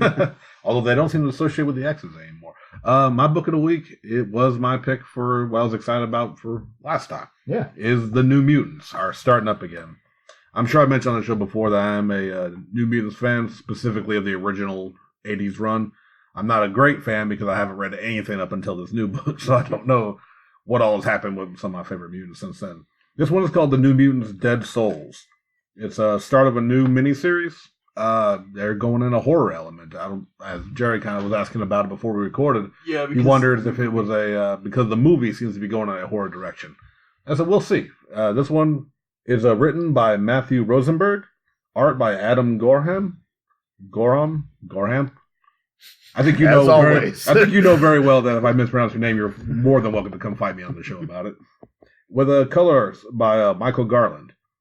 It's a new team from the last time I've ever seen the New Mutants, but some familiar faces. Magic, one of the early team members of the original group. Richter, also pretty early into the series when he joined New Mutants. We have a late arrival to the New Mutants and beginning of X-Force with Boom Boom. And we have one of the OG and one of my favorite New Mutant and one of my favorite characters has always been Wolfsbane. Yeah. And she's in here. And she brought her friend from her time in X Factor into this group, which was a big surprise for me. That strong guy is in this group. He just wants to pet the cat. He just wants to pet the cat. We'll get into that for sure. It is going with, as the title Dead Souls is very telling. It starts off with them on a mission in their civvies, their normal clothing. Just talking about trying to figure out why they're in this town when no one's around. And yes, strong guy has a kitten. He's not allowed to keep. Sorry, I didn't mean to spoil it. It's all good. Get into a little bit deep into it. They find out that there is some undead going on around here. And they get into full New Mutants gear and start wreaking havoc on some undead. They figure out through Magic who has taken leadership with this team, which is new to me, but I believe in some of the other iterations she was kind of taking the leadership role. She's definitely Kitty Pryde-esque. Yeah. In that they put her in a leadership role. And it makes sense for her just being like one of the most powerful people that they've ever had in there. And I want to find a great descriptor because as they introduce everyone into the book, they show them with a little example of what their abilities are for those who aren't familiar with the characters. And Magic's just made me laugh. Yeah. Because she is a complicated character. And like, first it shows her taking the kitten away from Strong Guy because they're like, he's a kitten, you can't keep the kitten. But it's a kitten, so it can't live. She takes it, puts it into a portal. Descriptor, Magic, Ileana Rasputin, team leader, goth mutant teleporter, witch, sometimes demon queen of limbo. Yep. She teleports the kitten away, pulls it back out the teleporter, and it's a grown-ass cat. Cut to showing like what Strong Guy can do, name very self-descriptive, and they go into that. But then the undead start showing up, and Ileana cuts the head off with her magic sword. Note, Magic also has a magical sword. She's kind of hard to explain. That was like a soul sword. It is, yeah, absolutely. I think that debuted in her demon days. I could be wrong. Didn't it start off in like another story where Pixie had it, like because it was like a dagger? So, as I said, I'm not a very good New Mutants fan because I haven't read that era. I do intend to rectify that. I was in and out around that time, but they go on. They start fighting the undead. They figure out what the cause was thanks to Magic's in-depth knowledge of magic. I'm curious while you're flipping through the book, I can see you over there. What description do they give for Richter? Richter, he does have a great, because he has kept his character has been accurate. Let me find that real quick. It says basically that he came from the Logan movie, and they wanted to make sure they use somebody from the Logan. It does not. That would be funny. No lie. But yeah. Richter's description. Julio Richter, resident snarky jerk, makes earthquakes, gives 0 fucks. That's it. So Richter actually one of my favorite mutants from these style of stories. He actually just showed up about 3 weeks ago in a book that, had I read it at the time, would have probably been my book of the week. It was Lockjaw #1, and I want you to follow. I want you to follow my thread. Richter was a great character in a book called Lockjaw #1 that is about a sea-level character named D-Man. Yeah, that's a real thing, and it's an amazing book. You should go read it. But yes, New Mutants go in there, handle the issue, and like I've seen this team, and like I said, it's some of my classic New Mutants I'm a big fan of, and they solved the issue. And then who I didn't know was in this team is a mutant, one of the New Mutants that doesn't actually get a lot of attention. They work for Karma, one of the original New Mutants. Oh, yep. That's a throwback. And I'm gonna brutalize her name because I've never been able to pronounce it. Yeah. But they give her a descriptor because she shows up wearing a business suit and they're back at headquarters. Karma, Xian Shan Koi Man. I'm my best Sounds guess. right. Yeah. Sounds good. Team financer, former New Mutant, current CEO of the Hachi Corporation. Psychic possession, telepathy. And she can't come fight you because she's not real. Yeah, I was going to say, why is he not inviting the mutant on to fight him? Because she'll kick the shit out of me. Well, also that. But yeah, they work for Karma, and that's, like I said, as far as I've known, I've never heard much about her since the original runs. So I was really glad to see, along with Wolfsbane, another OG New Mutant. Yep. So they find out they're working for her. She sends them on a bunch of missions. Most of them don't seem to be pretty happy about going on these missions, but you got to eat. Yeah. Kind of what it comes across. They pulled a lot from Peter David's X Factor run for this book. And another character who maybe one of y'all will be able to tell me who the hell he is, because I didn't do my homework. Her assistant is a guy who goes by the codename Prodigy. Described as David Elaine. He used to have a mutant ability to be freakishly smart. No longer a mutant, still really smart. He's exactly what Maybe. that says. He was I don't know when he ever came around. Or I don't know when he started, but I've read some X books with him in it, and basically he's just genius level intelligence because that's what his mutant ability did. Right. And they used him a lot for planning their missions and so forth. Familiar. Yeah, I mean don't get me. He's always been kind of a background mutant because he's not like super strong. Right, he's not frontline fighting, but he is definitely support like team, for sure. Forge type guy, somebody that's in the background helping. I loved Forge. Mm-hmm. Oh, Forge is great, but he's not necessarily a frontline fighter either. He's in the Indeed. background support. So He's from the second volume of New Mutants. Like I said, His name is David Elaine. Elaine. That's the Yeah. best way I got it, Elaine. Just look, because I'm not familiar with him as well. I was just looking up a little bit. Right. Is he still depowered? He is Yes, depowered. he is still But depowered. they said no longer a mutant, still really smart. He possesses the combined knowledge of every mind he has encountered up until M-Day, including the X-Men. So Holy- it was it M-Day was that M-Day. took his Gotcha. power. as per Wasn't any reading Marvel in mutant that era. as per any mutant that no longer has their power, Right. M-Day. Which also took Richter's power. But I guess somehow he has them back. He was rocking. They've left some. One of my favorite depowered scenes from that run was the Blob, because they just show him and he's got all the skin light coming out. Oh, it looked awful. Well, yeah, but they get back and report to Karma, immediately giving them another mission. Then we cut over to an interesting setup, a good cliffhanger. You see some young kids, they look like they're probably young teens, beating the shit out of another kid, calling him a mutie. Not a fan of mutant, hit the freak, and he's claiming he's not. And they're like, well, fine, if you're not mutant, prove it. He's like, how the hell can I do that? Yeah. They walk him to the woods in a cabin, I'm a horror fan. And they're like, well, let's see, if you're not a mutant, you'll no problem going to the woods and telling the alone man, right? He eats mutants alive. Is this a Slender Man reference? Maybe. But We don't know. they claim they're taking him to a woods with someone who eats mutants alive. What the fuck? And it just leads to a creepy ass cabin in the woods with severed doll parts all over the front yard. Yeah, it's very much to me. It had a not Ash vs. Evil Dead, but Cabin in the woods. But like I said, Slender Man. I didn't think about that, but with the Alone Man, might be a Slender Man reference. I'm interested. I'm in. It's only sadly a miniseries, but I think it's going to be a fun run. I love that And book. I am It a New was so Mutants good. fanboy, so I might be biased. I can't wait to read more. I hope that it does so well that they keep it going. Yeah, That's I how hope much so. I like that book. That's also Sure I've yet to read it. It's still on my stack. So, Jerry, what Jerry. did you read this week? And then let Caleb talk about what he likes. Yeah, I know. I'll let him stop me 5 minutes into mine, and then he could go off on a rant or something, and then I could be like, "Yeah, it was a great book." I'm sorry, we doing guys. next? I get really excited. We all get excited. Indeed. Yes, Jerry, what did you read? And it's actually the same with Shawn. The book that I was excited about, for this week from last week, is the one that I picked, and it was Infidel. Did any of you guys pick read this it. up already? Okay, Yeah, I did not. okay, cool. Yeah. Cool. Yeah. No, it was it great too, horror. And it kind of mixed in some other stuff. It's an image book. The creative team is Pornsock Picatsot for the writer. Aaron And we know he mispronounced your name, so please come on this podcast and fight us about it. Aaron Campbell is the artist. Color and editor is Jose Villarrubia, and the letter and designer is Jeff Powell. So it really creeped me the fuck out, the first few pages that we had here. Have any of you guys ever had sleep paralysis before? Yeah. Yes. Because whenever I first moved into the current place I'm living at, it happened pretty constantly. And it's just, you're essentially paralyzed with fear, and there's just feel like there's something else in the room. And it starts off with our main character, and it's some really creepy shit.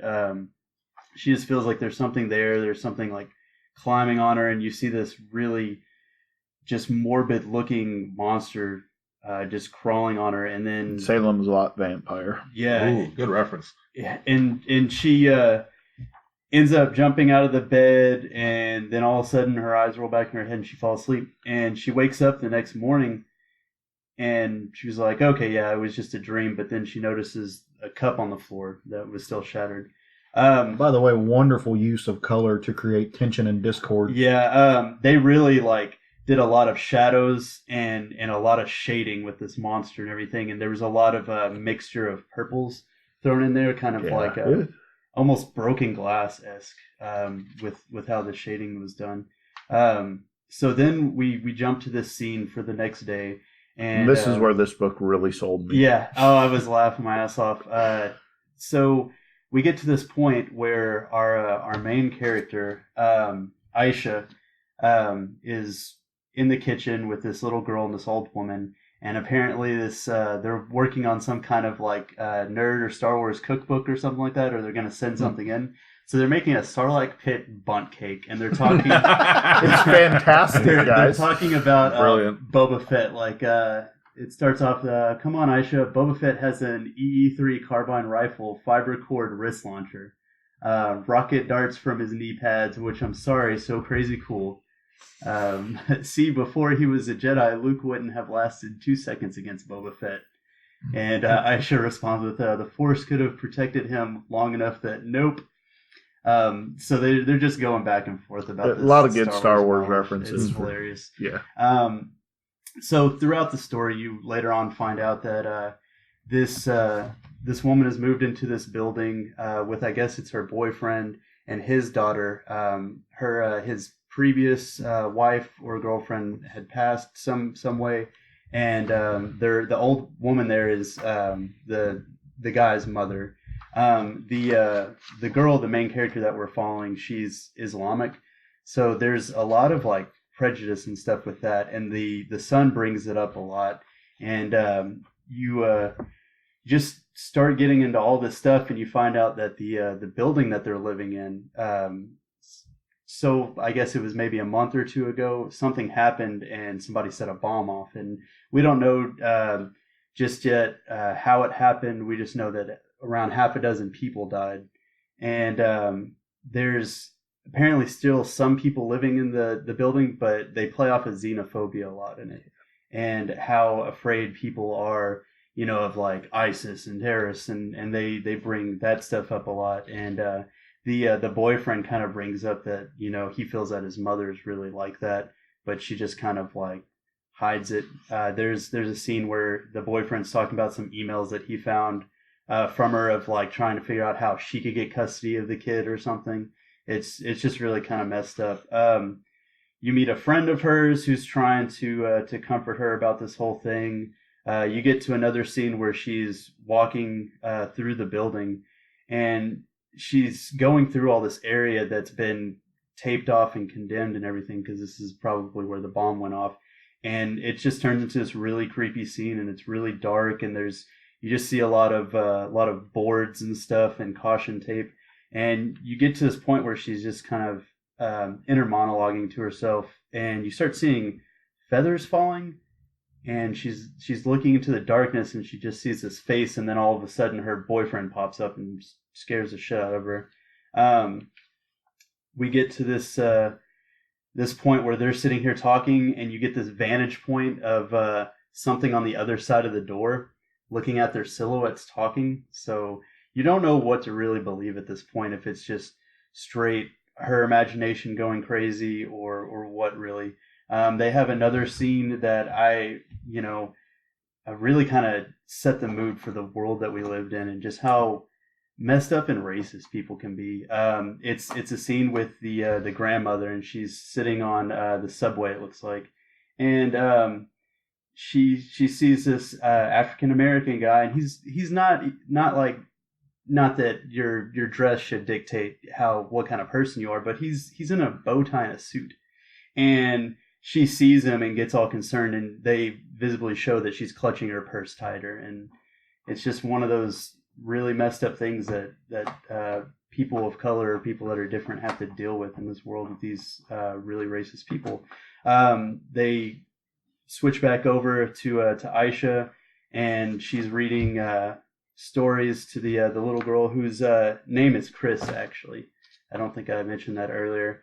And she's kind of talking about how she kind of ended up here, and how her mom's not really talking to her anymore because she's dating a white guy, even though she's still practicing all the regular Islamic, all of the their holidays and the stuff that they do, not eating pork and everything. So their power goes out, and she gets up and she's like, I think we blew a fuse. And whenever she walks through the door, there's this fucking creepy. It almost reminds me, who was the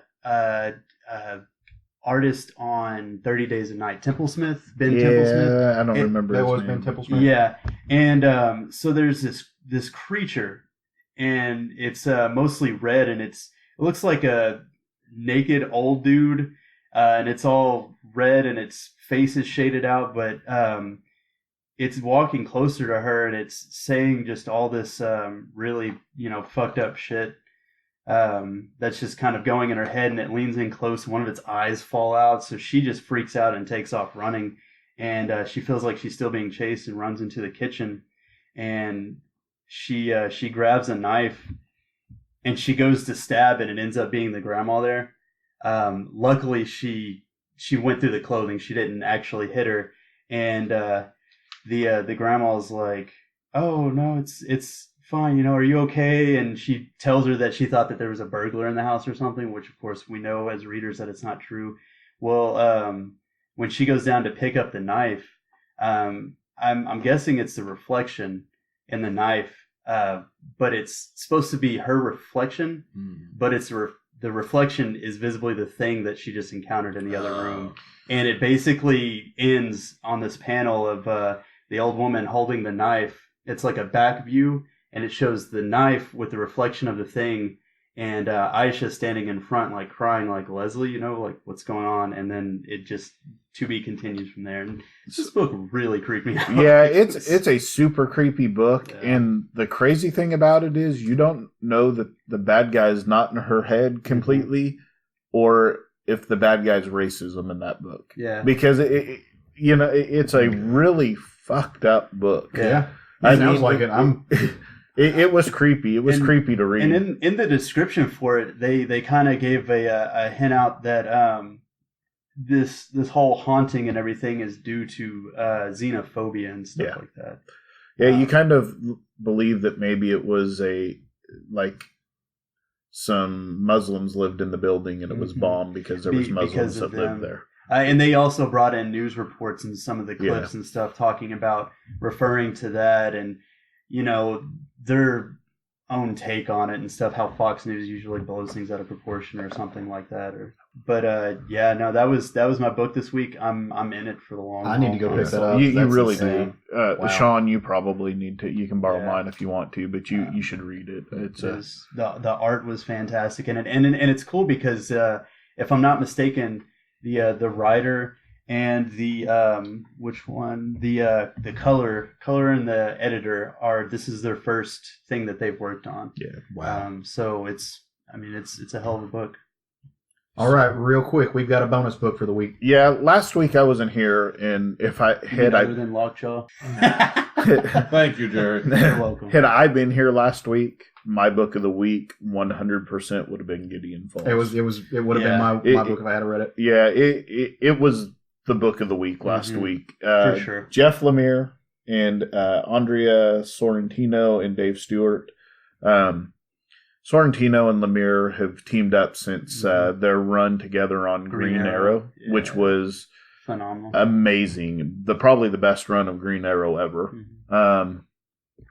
So this story is at its core a book about religion gone wrong, in my opinion. It's Catholic priest there's a new priest that's replacing an old priest. And actually, the new priest is actually an old priest that really just wants to be retired, but they force him to go anyways. He just wants to teach and be done being a priest. And he goes, and they won't tell him what happened to the other priest. And apparently some poisoning, some deaths, a rusty nail in the middle of the floor. I don't know what happened, but you get like the spirit of the dead priest sitting at his end of his bed naked, leading him to a cabin in the woods. And it actually is kind of cool because while we're following this priest, we occasionally flash over to this other character who's we don't ever really see his face because he's always wearing this medical mask. But it starts. It's Vertigo from Green Arrow. Oh, okay, gotcha. Yeah, I mean that only makes sense. But the story starts off with him kind of collecting things. Yeah. And you get back to his house and he almost has like this laboratory set up where he's got all these little shards of like metal and nails and stuff in all these jars, and they're all labeled and stuff. So you're thinking he is doing something with nails and killing people. Yeah, you don't really know he's obsessive. So just my take on it when I was reading it, you have these two different character arcs. One is the older priest, and one is this troubled young man. And there's some very much supernatural elements, as most things are when you get into Catholicism and everything else that lead into a certain direction. He is obsessive compulsively collecting these shards of things that he finds in the trash, be they nails, chips of wood, anything else. And then Craig's absolutely right. You get this moment where you get this dead priest, this ghostly apparition, talking to the priest, leading him out into the woods. And not spoiler warning, but when they get out there, you find another character that's already been introduced that's less than alive. Let's put it that way. Less than alive is a good way to put it. And what you find out is there's this black barn. This idea of a black barn that is like ghostly. It's otherworldly. That connects the two. And maybe this one character that's collecting things out of the trash isn't just a mentally ill individual. Maybe there is a supernatural thing. Also, you get to see somebody get killed with a fake arm. Yeah, it's a good book. Again, it's Jeff Lemire, so it's great from the human capacity and how humans deal with each other. But then he does supernatural pretty well too, and him bringing in the supernatural elements into this. I personally, Jeff Lemire being on it, I'm sold to begin with, but especially with Sorrentino doing the art, I was sold just from the creative team. The book was fantastic. Yeah, so. and I actually I really like the letter that he put in the back of it because apparently this is him and Sorrentino have been planning on doing a book together for a while, since Green Arrow. Like the chemistry I guess was so good of them working together that he even said that he jumped on Old Man Logan. Yeah, Old Man Logan was those two doing Sorrentino. that together. And he is actually apparently had this book in the works for a while because originally Jeff Lemire wanted to be a film writer. Yeah, and he even had a short based on the character Nate in this. Yeah, like a little 5-minute short. And it's just really cool to find the stuff out about him and know that he's been working on this. Yeah, and the dude did look to me the design of the mentally ill guy that he looked a lot like Vertigo to me from the Green Arrow, but that was just it's Sorrentino style. And whenever they get close to the end, because I like how they transition, they'll tell some of Nate's story and then tell some of the pre-story, but then the closer you get to the end, like it happens with Jeff Lemire's stuff. Like I don't know if you read Trillium, but they start connecting, and they'll do every other panel. And that was fucking. It was great. It was a well done story and a well done book. And go pick it up if your local comic book store doesn't have it. Find it on eBay and sign up for it. If you can't find it somewhere local. Comics, any place you can find it, get it and get signed up for it from your local comic book store. You will not regret. Reading it's an instant buy for me. Yep. All right. So let's. All right, well, let's get a little bit ahead of ourselves. What do you guys think? We want to look at some books maybe coming out next week. Just real quick, drop some stuff that we're excited about. Why don't you start us off, Jerry? There's actually 2 books, and I've already talked about them before, so I'm not going to go into them deeper. But Deathstroke 2 from Vertigo and Thanos 17, which you might have heard me mention once or twice before. I'm really excited for this next awesome. week. Very cool. What you got, Shawn? I got The Return of Usagi Yojimbo. Woohoo! A book I've talked about before, but a little brief recap. Usagi Yojimbo is the story of a rabbit Ronin samurai. It's been an ongoing series from Dark Horse for a long time. If you like samurai stories and don't mind looking at a little rabbit kill a lot of other animals, go check out the book.